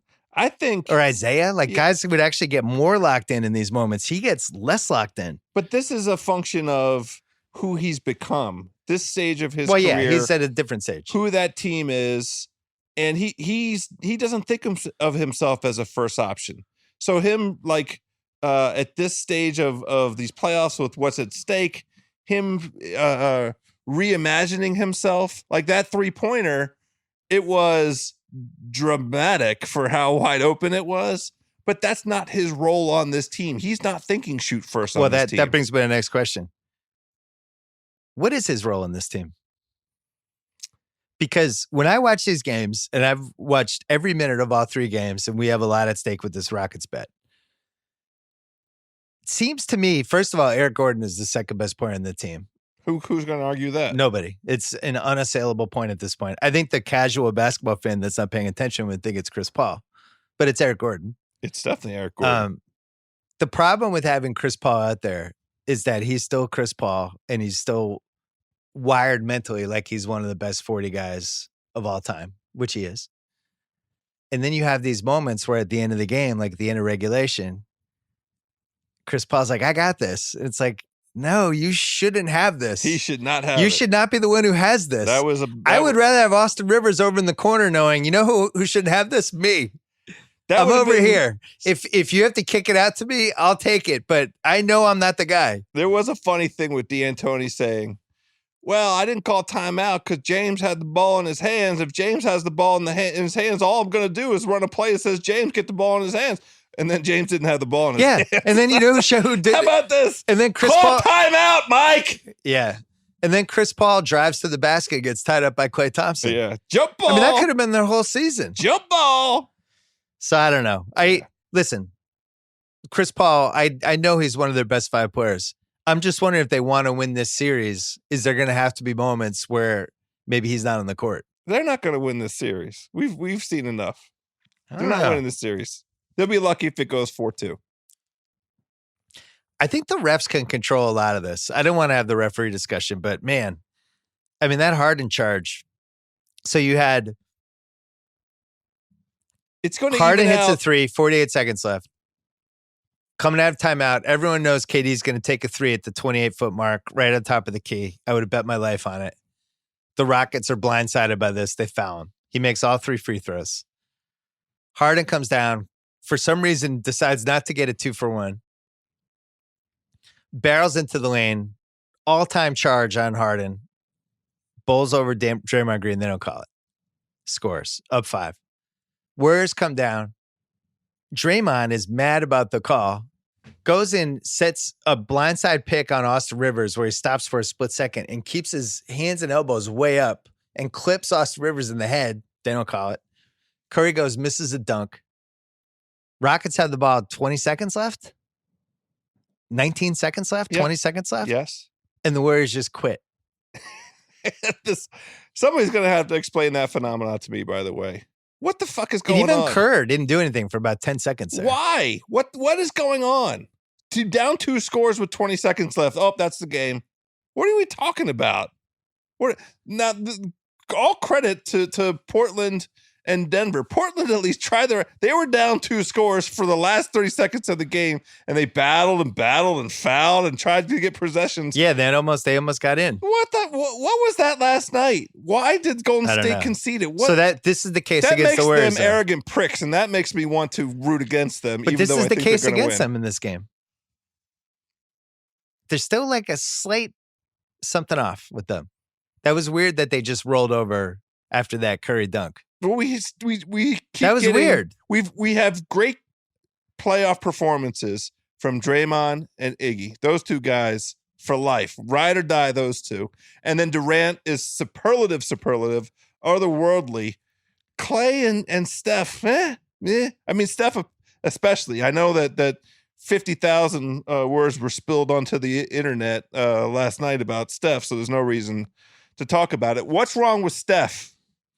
I have that one. Okay, I'm asking. I have a take on that. I'm asking. You'll like it more than my Chris Paul take. I didn't like your Chris Paul take. I just want to have the conversation. If the 5 guys the Rockets have out there, if something's off, I want to hear the Steph take. We're done with Chris Paul. Give me the Steph take. I just want to see Rivers, Gordon, Capella, You're such Tucker, a dick. and I don't Harden want to see that for 2 minutes in the last 5 minutes. I'm not interested. Just let me see it. I'm not interested. Ben Simmons and Chris Paul can go play together on a different playoff team. So I wonder, we saw this happen with LeBron and Wade. I watched Jaylen came over last night after the basketball game, and we watched a Canelo fight together, and we were talking about this. So he said he was going to talk about this on his show today too. I want to give him credit, even though he steals points from me all the time. Remember LeBron and Wade when they were like co-alphas? Yes. And they were like buddies. They were Butch and Sundance. Yes. And then Wade got hurt that one year. Yep. And LeBron took the reins. Single best thing that happened to the Heat. Yeah. And it fell into place. And then it was LeBron's team from that point on. Yes. Wade was never, I would say, 100% okay with it. That's but I think true. he was smart enough to realize. I agree. We're better off this way. He likes rings. Yeah. This is our best chance to win. I'm a little banged up physically. I'm not the same guy I was in 09, 2010, 11. I'm heading into a different phase of my career. I'm okay with this. So KD is now clearly the best player in the Warriors. That's true. In 2017, they were the co-guys. And KD was great in the finals, and that's why they won. The biggest reason. Yeah. Last year, they were both great in the finals. KD was more great, but Curry did all the stuff he normally does. Then KD goes up another level these playoffs. And I think it's actually weirdly affecting Curry. What? Yeah. How? Because I think it's weird. It's his team.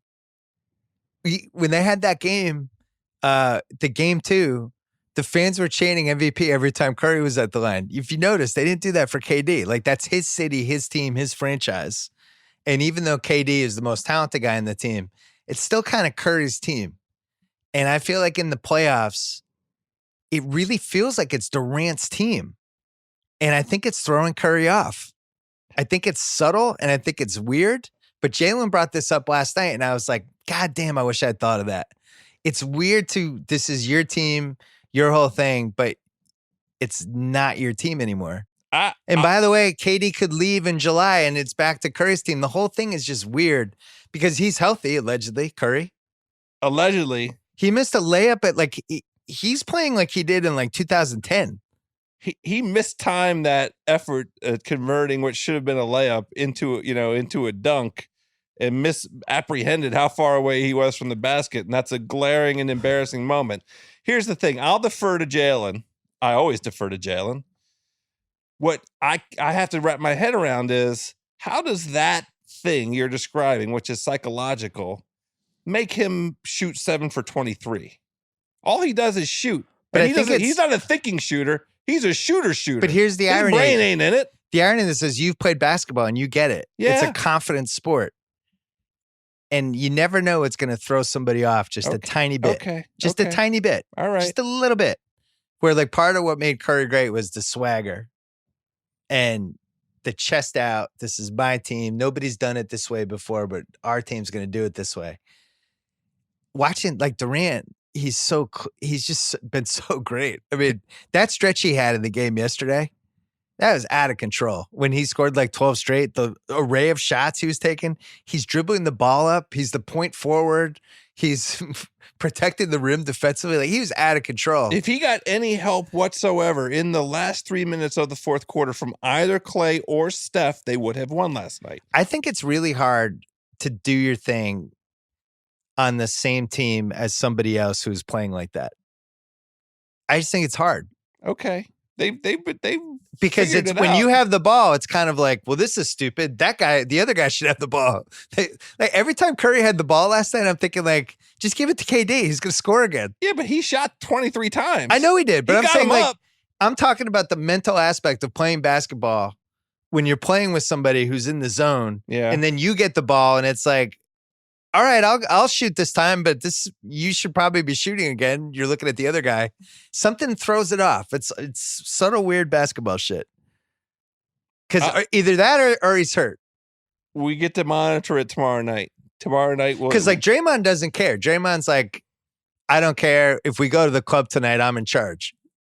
This is true. I'm the guy. I'm still.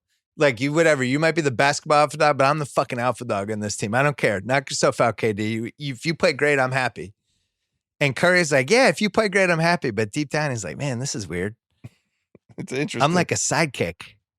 I missed Jaylen talking about it. I have to look it up.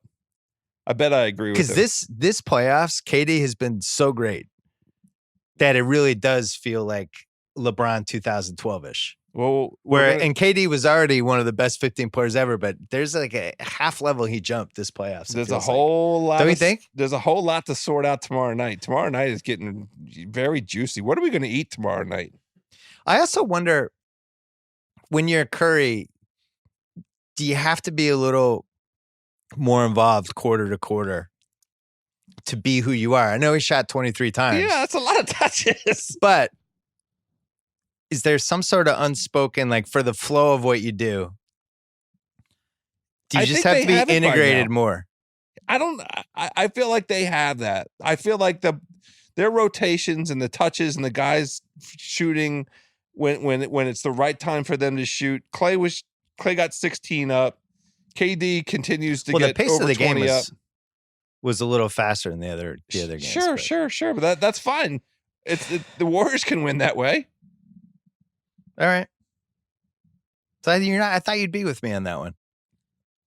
I want an no, I'm not against you. I find it very, very interesting. I want an explanation for what the hell is wrong with Steph Curry. And it could be what you're saying. I'm not even arguing with you. All right. We're going to actually, let's do just any other round 2 thoughts that we have. We didn't talk about the quadruple overtime game.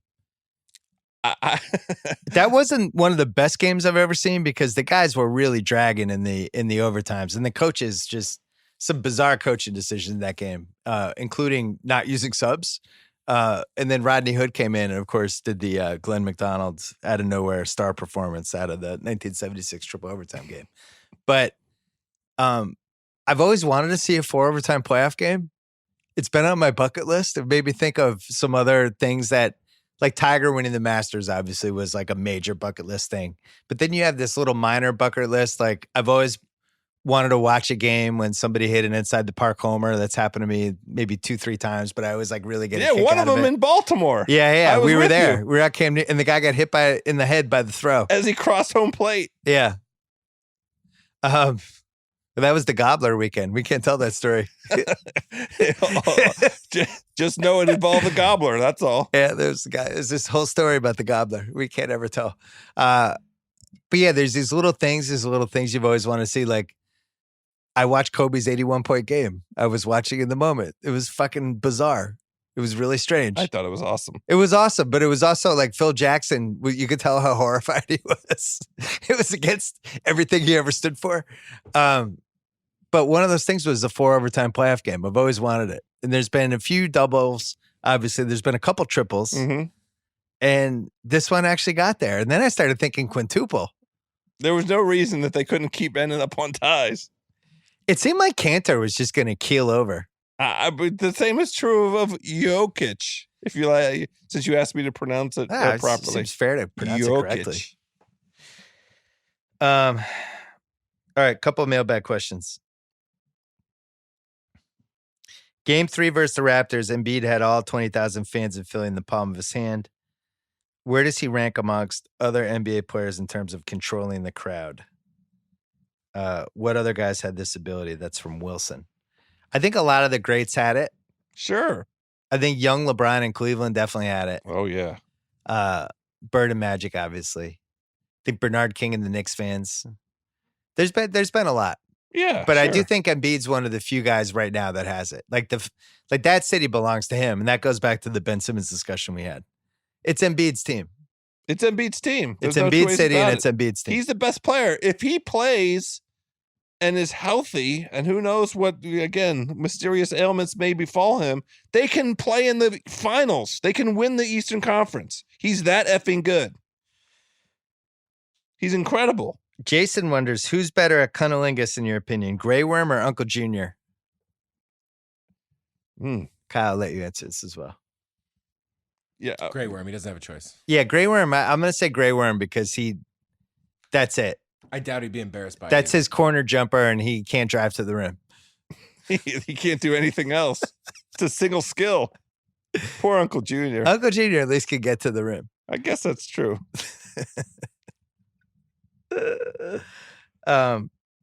John from New Jersey knows that I have a fascination for when athletes wind up together. I love it. Because I want them to have females? Yeah, because I like when they have super kids. Okay. Like the Andre Agassi, Steffi Graf kids. I was always like really in on that one. Yes. I thought they might have a chance to have the greatest hand-eye coordination. I think one of them plays hockey. Just has to have an unbelievable wrist shot, right? Undoubtedly. But he points out Sloane Stephens and Josie Altidore are engaged. That just happened, right? Yeah. So you have tennis and soccer. That could be a great kid. That could be. John wonders if that's our 2046 World Cup captain. Well, didn't Robert Griffin III get with a pole vaulter or something? Didn't he, or a javelin thrower? I don't know about that one. All right. I mean, I like those the tennis and soccer. Tennis soccer is a nice combo. Is good. That's because that gives you that's a whole body. Yeah, you light on your feet, but you also have power. The hand-eye for the tennis, your ability to clear your hips, to generate your power. A lot of things to like. Speaking of clearing hips for power, I never told you about playing at the Pro-Am. Oh yeah, I saved it for the pod. Like inside the last 2 weeks. Yeah, you were the LPGA was here in Los Angeles. Yeah, we had it, and I ended up playing. Last second, they saw me in the course because I was trying. It was on my course, and I stupidly agreed to play. I show up. My back was really bothering me, which I should have just backed out. A lot of people watching, like 20, 25 people. And my golf game's coming back, and I felt really good about it. Like where I was, the ability to at least like stand up and hit a shot straight and stuff like that. The first hole for some reason was the 11th hole on the Wilshire. Stage. Let's talk about who you were playing with. So I'm playing. They put me in a foursome with Carlota Giganda. Yep, from Spain, who's a top 10 player, and then Adrian Gonzalez, the Dodgers Red Sox first baseman. Yes, who's a phenomenal guy, by the way. Love that guy. Not surprised to hear it. Also hits the ball really far. Why wouldn't he? So we're playing best ball, and there's just the other two guys who I don't know to say who they were, but they were people in the music business. Okay, great. We all realize we're probably not out driving these two. One guy in our fivesome had a chance. So then it becomes like, all right, when you go up there, just hit the ball, just hit the crap out of the ball because we're probably not using your drive anyway. So I decided to do this on the 11th hole. There's a hospitality tent to the left. Yeah. And not too far left, but definitely left enough. And the guy in front of me scuffs it. It goes like 50 feet. So now that's in my head. They're playing Michael Jackson, Thriller, or some song. They're playing music. So that 20 people like are Michael watching Jackson? me. They introduced me. Thank God there's no spectators because I wouldn't have played. And now I'm just like, hit it straight, hit it straight, hit it straight. And I hit it 300 miles an hour right into the hospitality tent, and it ricochets backwards. So say we didn't use that drive. Was it? Well, let me ask this question: what was in the hospitality tent? I'm kind of interested in this. I don't know. Probably some swag. You could stop in there and grab a Coors Light and some. Unfortunately, one of the things that was in there was my golf ball. So we have to get it. So then we go and it takes me a couple holes to heat up, and then I start feeling a little bit better. Like I'm off. I'm terrible. I get it. And Gonzalez is hitting like 350 or 300. And Carlota is just nailing everything straight and perfect. And we birdied the first hole. And so around this, there's like a par 5.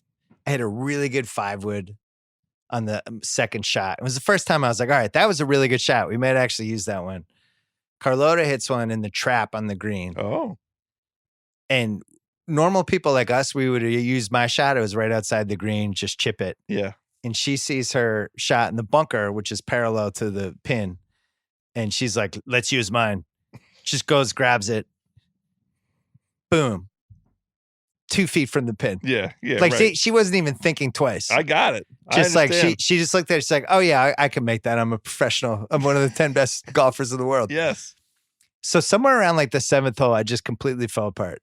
Like, and when I say fall apart, you know, on a golf course, when you fall apart, yeah, you just unravel to the point like you can't even hit the ball. Yep. And that was me for the next like 5 or 6 holes until I had an 1800 with Adrian.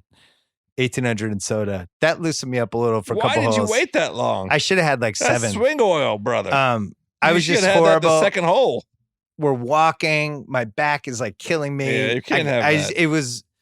It was one of the worst sports experiences of my life.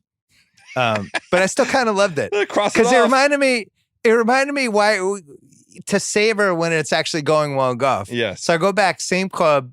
I played the back 9 a week later, and I shoot a 45. Yeah, I mean, a week earlier, I literally can't hit the ball 200 yards straight. But the most amazing thing was there's this 8th hole, which is a famous hole on the course because it's the Howard Hughes house that he used to live in. It's on this hole, and it's like the creek it's a long par 4, and the creek's probably like, I don't know, 340, and then it's like a little 60-yard wedge over if you like right in front of the creek. Yes. Most people hit it, 250, 260, and then you have like a 150 to the green. Right. Adrian, who has a couple 1800s in him at this point, one of the few holes he can really unleash, and he hits this drive that was like the most magnificent thing I've ever seen, and almost hits it in the water on this hole, which was about 350. That's awesome. And we're walking, and he's like, that's my ball up there. And I'm just like, there's no way. That can't be your ball. There's no way. That can't be there's no way. Nobody can hit it there. Needless to say, we used that drive. Yes. But man, it was the baseball players, the baseball and the hockey players. Of course, baseball and hockey. Those dudes know how to play golf. I'm glad you got this one out. It was low stakes. Low stakes, no spectators. And I would have killed a spectator. For my birthday, I know that we're here together. We're celebrating. We're going to play something together. I want you to stick with the game long enough to get onto the Pro-Am circuit so that there's a couple more. I want you to play enough to get on a couple times a year doing this Pro-Am thing. The problem with me with golf is if my back isn't right, I'm kind of useless. We need you to get to the physio.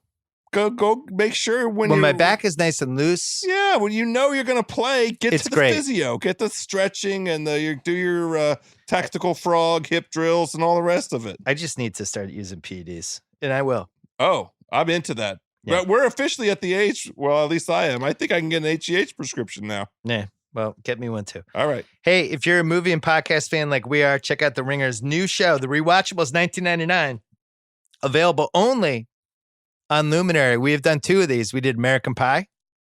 We did Cruel Intentions. 2 movies that age very strangely, but were really fun to talk about. And this week, House and I are recording Big Daddy. 1999 is a weird movie year. It's a really weird year, and this is another weird one for us to talk about. I don't want to step on it. It's a transition year. Holy Jon cow. Stewart's in this movie. Yeah, young Jon Stewart. Young Jon Stewart. Handsome. Kyle, you like Big Daddy. I love Big Daddy. Yeah. Are you Okay. kidding me? Leslie Mann is in it. So we're dissecting some of the most iconic movies from 1999, all-time great year in film, all the old rewatchable categories, as well as a couple new ones, including one that I'm adding for this week's podcast, a brand new category. You want? Should I give it away now? Yeah. It's called the Christy Swanson Award for most predictably borrowed 80s movie trope. Just hold that thought for when we get there tomorrow. So Christy Swanson now has an award. Anyway, you can check out The Luminary on the Rewatchables, as well as some other great podcasts from Hannibal Buress, Guy Raz, Trevor Noah.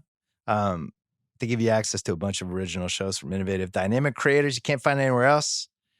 Free app to download. Use it to listen to thousands of podcasts, including the ones you already love, like this one.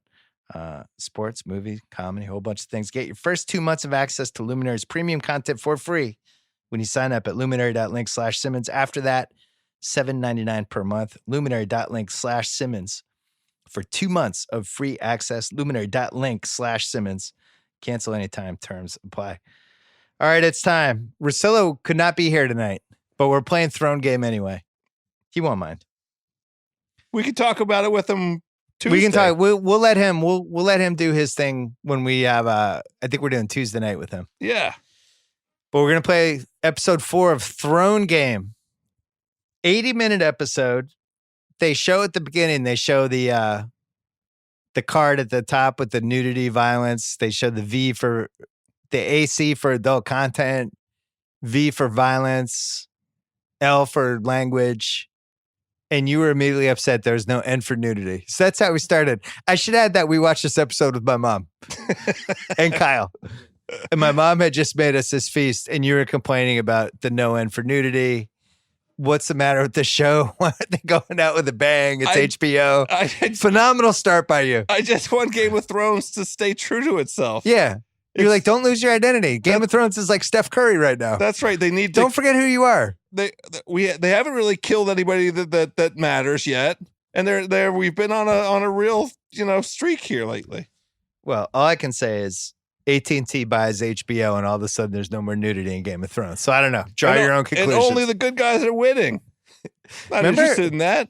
Remember when Oz was on? You and I used to have this joke about how the card at the top should really spell out what was happening in that episode. So we needed a lot more information about what was going to happen. GPR for gang prison rape. I mean, there was today's episode is GPR. It would have been very helpful if they could have been a little more specific about what was coming. What was the other one? The take a shit on somebody's head. Today's episode is ranked TSS. We needed to know more. Everything involving Adebisi, I needed to know more. I need an Adebisi warning. The card's like just violence, adult themes. Like it just did not cover Adebisi's behavior in that show. Anything involving Beecher. God. Tonight's episode involves raping somebody while putting your headphones on when they're passed out. All right, so you're upset about that. So new intro, which nephew Kyle noticed. That's why he gets the big bucks. What did they add, Kyle? It's just like the intro that you see. They used to go all around like the map, and then it just looked like it was going through King's Landing, basically. So it's just like, I think it was just sort of foreshadowing, like, all right, we're worried about King's Landing now. They started showing some more Crown stuff, it seemed like. Yeah. Wait, it's been the same opening for No, they added, they did a couple tweaks. Okay. Yeah. I think so. So Twitter, let us know. The show started out, they had all the dead bodies piled in these perfectly symmetrical, awesome piles, dead body piles. Great dead body piles. Great, best dead body piling. Really good spacing with the dead body piling. No Ben Simmons really in dead body piling. You didn't have one. Ben Simmons just wandering between the dead body piles. There wasn't one out of the 3-point line wandering aimlessly. I can't. It seemed like it had been at least a couple days with some of the dead bodies. Did you get that feeling? Maybe like 48 hours? Like overnight. Like it's always hard to get the time signature for these things. Well, because they showed a couple of dead bodies. They look pretty dead. But you looked a little gamey. So already the smell's not great. And you know what else doesn't smell good is when you burn like 20,000 of the dead bodies at the same time. It is, That had to have been, I would say, the most. I mean, Game of Thrones, a malodorous show to begin with. Not a lot of showering, deodorant, perfume. I mean, we're really toilet paper, holding our noses on a lot of suspension of disbelief kind of stuff here. Yeah. But that many dead bodies, the way that they died and however long they were out there, you're not giving speeches. Jon Snow's not standing there. Everybody's convened within 30 or 40 yards of these bodies, and we're all going to stand here. So it's a stench. It's the worst thing you could ever smell. We're programmed to not be in the presence of our dead brethren. Yeah, good points. Yeah, Jon Snow's like trying to win an Emmy, and meanwhile there's 20,000 dead bodies, and the wind's blowing toward everybody. Yeah. He's like, here's one more toward. They're like, can we burn the bodies? So I always thought the worst smell in the show would have been the dragon breath. I mean, those dragons, like they're just eating. What are they eating? What do the dragons eat, Kyle? They're like cows and goat and shit like that. Right. Not a lot of mouthwash with the dragons. I'm surprised. Out of all the bad smells, that's not my number one. In the same way that our dogs eat terrible, terrible things. Well, I'm just saying the dragon, but hot fire breath, though? Feels like it could be a cleansing agent. Whatever it is that allows them to breathe the fire could have the effect of producing that's interesting. You think it's so hot it burns all the germs? Yes, it's an antiseptic effect. Oh, that's good. Well, either way, it doesn't smell as bad as 20,000 dead bodies burning. So they decide to follow that up by having a giant feast.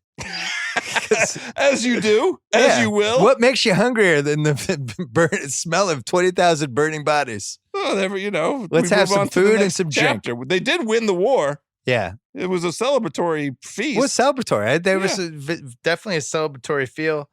You had the sarcastic remark. I'm glad they turned the lights on for this episode. That felt like a dig. Definitely it was good to see people's faces for more than 4.5 seconds. Did you like the glasses they were drinking out of? Because every time they bring those out on Game of Thrones, I always feel like I want like 20 of those. Those big horn glasses. Well, they had a whole. What are those variety. called, Kyle? You like to drink? Flagons? No, probably not. Right? Yeah, something like that. They probably did have flagons. There was a whole array. There was a whole variety. You like a real marketing opportunity here. The Game of Thrones drinking collection. So, very festive. People busting balls. The bearded guy, Tormund, he's going around doing stuff. Getting cock blocked. That was tough. Yeah, well. He's making sure everybody does shots. Doing shots. He's spilling beer all over the place. Gendry or Gendry? I think we're going with Gendry. Gendry? So he became a lead Stormhouse guy. Is that what it's called? Dragonstone? No, they gave him the lead, the head of the storm. They gave him the head of the storm. No, they gave him some new title. They made him Gendry Baratheon. Gendry Baratheon. They gave him Dragonstone, I thought. Or they gave him something. Great. Well, he was psyched. They gave him an accolade. And then it was the first sign of alpha dog issues with Danny and John. Very reminiscent of Curry Durant, I felt like. I don't Danny's feel like, it. this is my team. I have the dragons. I have the rings. I've won the MVPs. And yet the team's gravitating toward Durant. I don't like this. That was the feeling I got from her. Well, you're not wrong. It just doesn't apply to Curry and Durant. As far as you know. They planted the seeds for this the last 2 episodes, and I like it. Yeah, it's been building to this, the entire season. That's the whole point of the great reveal. We've been waiting for the effects of the great reveal, and I haven't checked the odds lately, but I think that I'm going to go look when we're done with this. I want to see where Sansa Stark comes out on some of this. I feel like, if there's a survivor thing out here, I want to put some odds on her. Who kills Danny? If I can get odds on who kills Danny, Sansa would be my lead candidate for that. Although it could be John. John might kill her. So they're playing a drinking game. Wasn't positive what that game was. Looked like Truth or Dare. Was that what it was? Yes. Truth or Dare. They did it in like the first or It was the second season. 1300s version of Truth or Dare. 1300s was different. So Tyrion calls out Brienne of Tarth's virginity. Went predictably terribly. Yeah. Once again, he's just a dick. We love him, but he's that guy. That's when it started to feel like there was a Holy Cross late 80s kind of feel to that party. Tormund's walking around. He reminded me of like 30 guys we went to college with. Oh, about to get in a fight with the rugby 25 team. 25 of them were rugby dudes. And Tyrion's just being a dick. Yeah, I mean, Tyrion was like Horgs. That's something Horgs would have said in college. During Truth or Dare, he would have called out Brienne of Tarth's virginity. She didn't like it.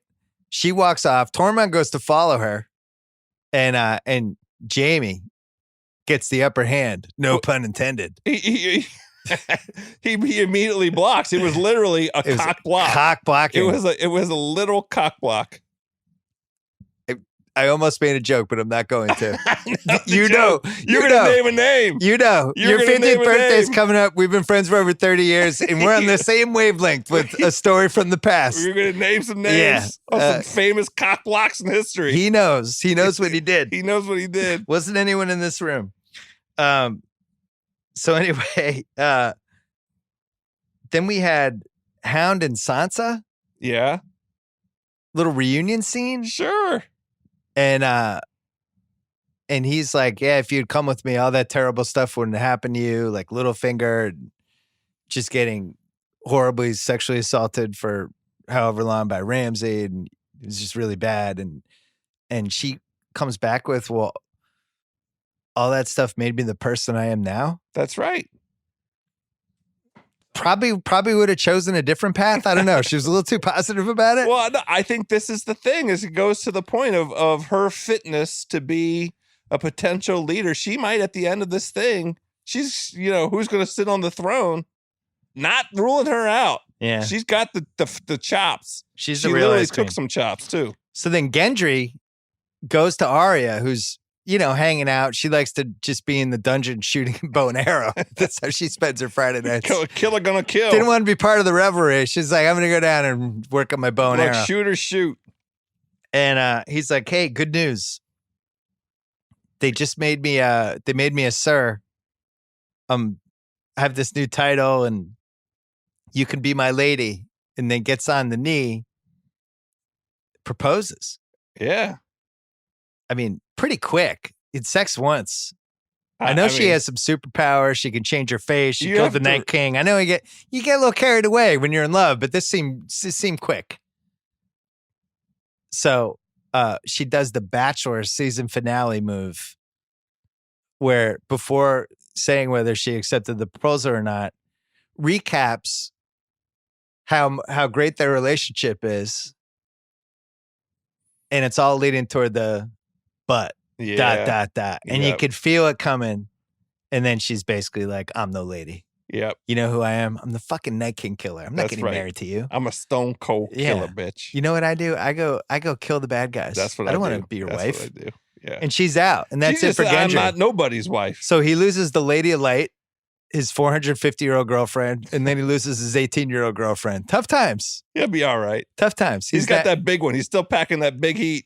Did they have Match.com in the 1300s or no?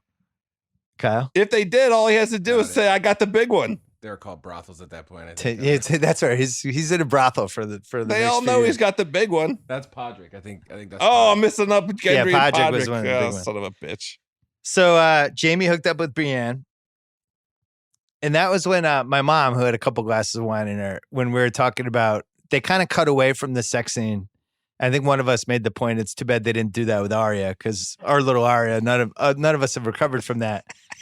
And my mom goes, that Arya sex scene, that would be like if we were watching the show and Zoe had a sex scene, meaning my daughter, and all of us recoiled in horror. And that was when we took her wine glass.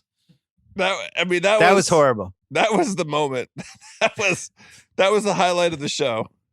I mean...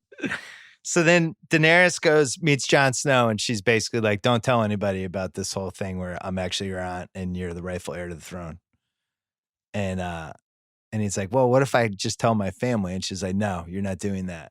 And he goes, well, how about you can still be the queen, but I'll still tell my family because that's my family. And she's like, no, actually, if we're going to make this work, you're not going to tell anybody. And then he ends up telling his family. And the irony of this is Kyle's saying those really aren't his sisters and brothers now, because they don't have the same mom or the same dad. Him, right. Arya, they're like cousins. Sansa, and the king of comedy, Brienne. Yeah, they're cousins. Brienne's king of comedy tour is starting in 2 months. He just comes out. He acts weird. Everybody laughs.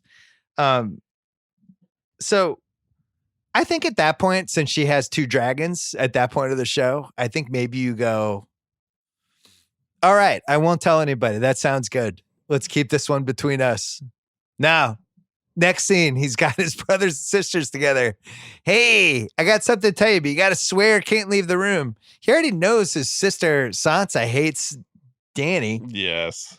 I mean, come on, dude. Nah. The rule of women who don't like each other, they're going to take a nugget like that and immediately spin it in the worst way possible. I mean, his judgment is questionable since he was stabbed 37 times. That's true. He did come back to life. Yeah. But it did make me wonder if he's fit for the Iron Throne, if he's not smart enough to realize that Sansa's going to tell somebody like in 5 seconds.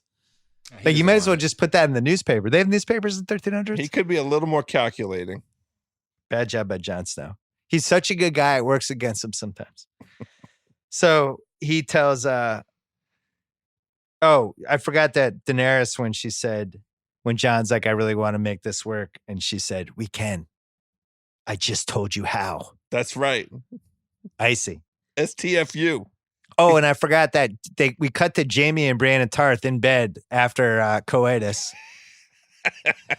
And Jamie's wide awake, just staring off into the distance, and Brienne's asleep. And that's when I asked you why on TV after two people have sex do they always go back to the aftermath and one person's asleep and the other person's wide awake?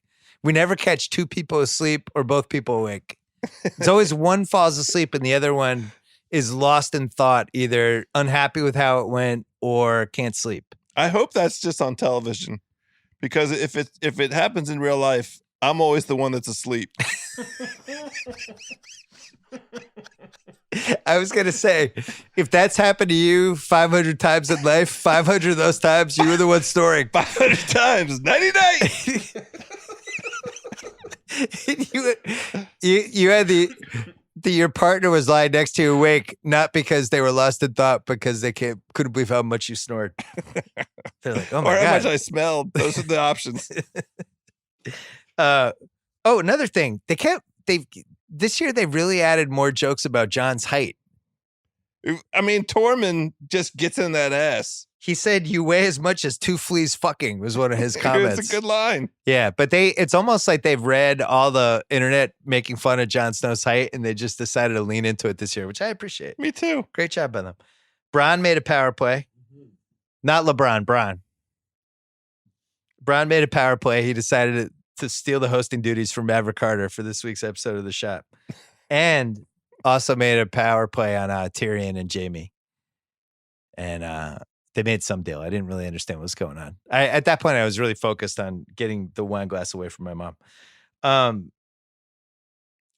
Sam and John said farewell. Bron, not Bran, Bron. Bron. Yeah, well, because Cersei paid him to come in there and kill those sons of bitches. You know, she's smart. She knows. And he gave them, he was true to his word. He had promised Tyrion in season whatever. You got to ask Mallory and Concepcion this, that Tyrion got Bronn to give him his word. I remember it. They recapped it. I just wasn't that interested. I was more focused on my mom. It was a good play. I mean, you know, I thought there were two instances where I thought Tyrion might catch it this week. So then Sam and John said farewell, and Ghost for some reason went with Tormund because he needs a dog because he can't get laid. Well, the direwolf needs a wolf belongs dog. in the wild in the north. Yeah, I don't know. I felt like I wanted a better farewell for Ghost. It was kind of like the equivalent of on the video screen at the basketball game. They kind of gave him the one right there in the 20-second timeout, but he didn't get like his own 3-minute one that was clearly going to be on the internet after. Well, how about this? Do you really think that this is the last we're going to see of all those peeps, including? Yeah, you're probably right. I mean, come on. Good call. So then everything seems okay, and then all of a sudden, Daenerys is flying with Bob and Stan, her two dragons. I didn't realize those were their names. Bob and Stan. Bob gets hit by the arrows. So she's riding Stan. Bob's next to them. And Bob takes like the biggest arrow I've ever seen in my life. And then another one that takes his head off and goes right in the water. So now she's down to one dragon. Yep. Tough times. What's the guy's name? Greyjoy? Euron Greyjoy? Euron, the guy with the ships. Yeah. Euron. That's right. Cersei's new guy. He's a known dragon killer. He's the only one that's got the technology. Yeah. He's like the Daryl Morey of dragon killing. That's right. That's He's why figured Cersei out- pulled him in. He's figured out high volume shooting arrows is like threes. I think Cersei is the Daryl Morey, and Euron is Harden. Oh, I like it. Yeah. Okay, that's fair. So she's down to one dragon. They wiped out the ships, and they took Grey Worm's girlfriend. And Tyrion got knocked out again, which I think is like 4 concussions for him over the life of the show. He Like, bounced right back. He wasn't even in the protocol. It was like the NFL. Kristen Right back on the field. Chris Nowinski's got a tweet about this tomorrow. Tyrion's right back out there, right after this He was concussion. the quarterback that did that last season. Tyrion's been knocked out at least 3 times during this show, right? At least 3, maybe 4. I'd say at least I can count 3 that I'm thinking of right now. So yeah. No concussion protocol. Nah, it was the 1300s. The Grey Worm's lady got taken prisoner, and then Dany, they have this big debate about what to do, and she says, "I'm here to free the world from tyrants, and that is my destiny." I actually felt like her destiny was be mother of dragons, but I don't know. Seems like she's a little bit confused these days. So then the last 10 minutes was pretty intense, House. Dramatic. Jaime pulls the old adios on Brienne of Tarth. That was coming. You knew it was coming, but tried to sneak out. She sniffed it out. And then he's basically like, everything I've ever done is for Cersei. You don't understand. I'm a bad person. Yeah. She's hateful, and so am I. Classic bad boy. She's hateful, and so am I is more than a bad boy. That's pretty tough. Pathological? That's pretty tough. So poor Brienne of Tarth. She waited all this time to give her virginity to a one-handed man. It was the wrong one-handed guy. They make the big trip. They take Amtrak to Cersei's island. Didn't whatever. take very long. Yeah, all of a sudden they were there. And they do the unconditional surrender standoff. Tyrion goes for the Emmy, gives the big speech, tries to talk Cersei out of this. And then let's just say she didn't agree to terms. You know why? You know I know this? Because Grey Worm's girlfriend had her head cut off, and then she was shoved off a tall building. So that to me said, I'm not really interested in your offer. I want to know. That's what the Pelicans are going to do with the Lakers this summer, I think, with Anthony Davis. They'll be like, hey, what about Davis? Can we rekindle? Just like beheading, push somebody off a tower. The showrunners got to explain why Cersei, in that moment, ruthless killer that she is, she made a political calculation not to just wipe out that whole troop right there. Why? What's the downside of killing Dany right there in that moment? Dany, Tyrion, who? Because you don't get Jon Snow. So what? You got Dany, the mother of the dragon. Who's going to ride the dragon? It did seem like a pretty big risk from Dany and the gang to just be widely exposed right out there in the open, right after they'd just been sneak attacked and one of her dragons got killed. You're supposed to I didn't agree with the strategy. You're supposed to believe that there's, that whatever that sort of honor code where you're having discussing terms of peace potentially. You explore the peace process, and so there's a protected cone there. But Cersei don't have no rules. She killed that whole city. She blew up that whole city and all those religious fanatics and everybody that went along with it. She doesn't give a fuck. Why didn't she just take them all out right there? Don't have an answer for you. Oh, okay. All right.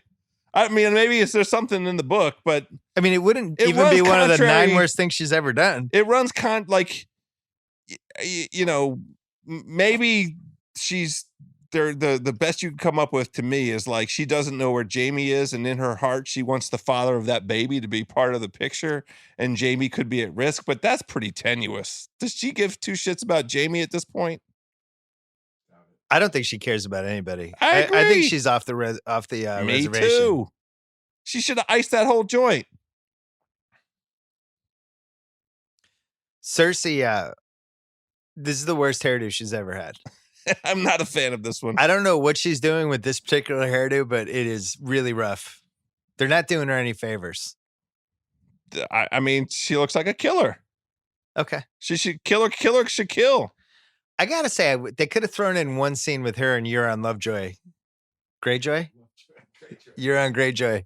They could have thrown in one scene like just them kind of hanging out. Give me an N. Give me an N. Just like, Just give me that N. Why couldn't I have my nudity? Oh, you wanted the end. I Give didn't me know what my you were talking end. about. That's what I'm asking for. Just give me my end. It's Game of Thrones, for Christ's sakes. Take it up with AT&T. They have all your data, and now they're taking away your nudity. They're trying to let the good guys win. I'm not interested in that.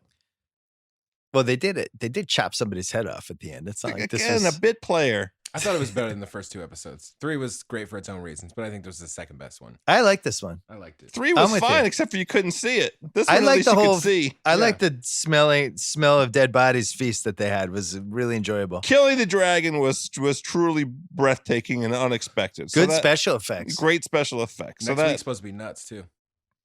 Was that Bob or that was Stan died? Bob is Sure. still alive. Bob's alive. Bob's the only one left. Stan might come out of the water, by the way. Don't be surprised if we get a Stan reemergence. You never know. He looked pretty good. It looked fatal. Stan went in the. It looked he like went a in the kill ocean, shot. but I'm not positive. We never saw like the floating dragon. That's what I mean. Maybe he's got some kind of powers. Maybe the king of comedy can bring him back. What's her face? The witch isn't around to bring him back. Melisandre. You don't think the king of comedy can bring him back? he could, but he's I'm going away. They should have thrown him in the giant drunken feast. They should have just had him at a table like with 2 people who didn't know him that well and just making small talk. So, Brienne, where are you from? They've really set. It doesn't matter where I'm from. I just live in the past. Whatever cause he has in those books, they've really set it back on the show. He He's is the white not eyeballs likable. cause. He is not likable. Would you rather have him coaching the Sixers or Brett Brown? Is there a difference? So then, the last thing I wrote was why not just kill Daenerys right then and there? Seemed like it made sense. It's almost like they wanted to keep her around because she's a liability. It's almost like they wanted to keep her around so that they could fill out the next 2 shows. Wow. So you think Sansa's the Iron Throne? I'm going to go online and see what odds I can get on it. I know that much. Well, I just looked. They don't have odds. That's okay. Would you take 5-1 on Sansa? Oh God, yes, I would love 5-1. 3-1? 3-1 is like I would also play 3-1, and then under 3-1 it's like, why bother?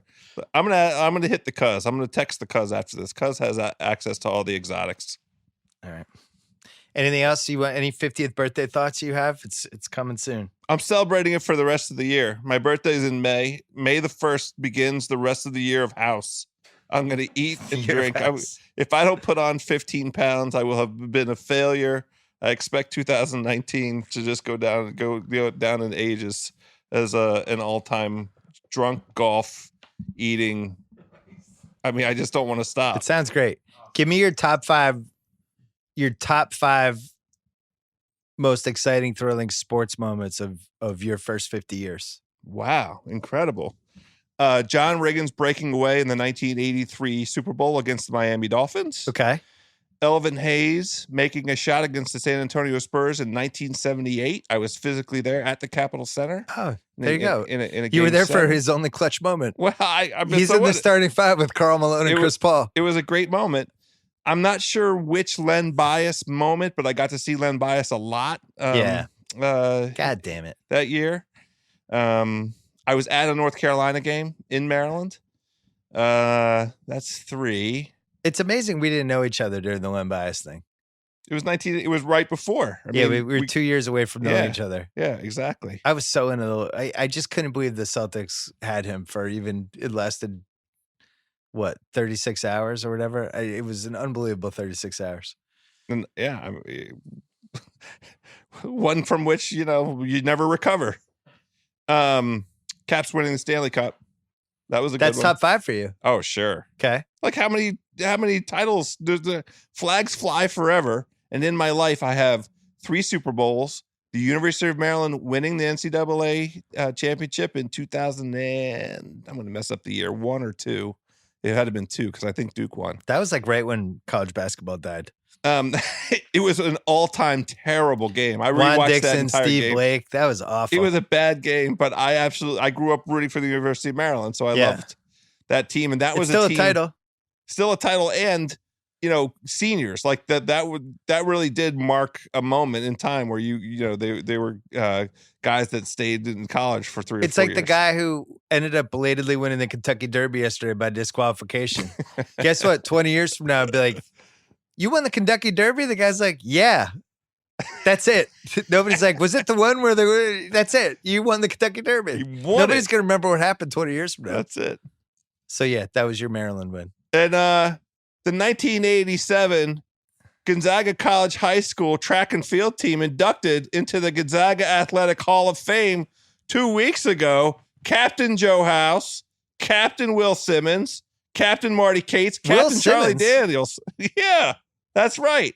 It's only been, 30 years in the offing. We're finally there. The first ever track and field championship in Gonzaga. The banner is on the wall. Flags fly forever. And Eagles fly high. What was your track and field sport? I was a half miler and miler, and I also ran the 3200. I didn't like it; it was a little bit too long for me. But I ran in the Penn Relays. I was good at track.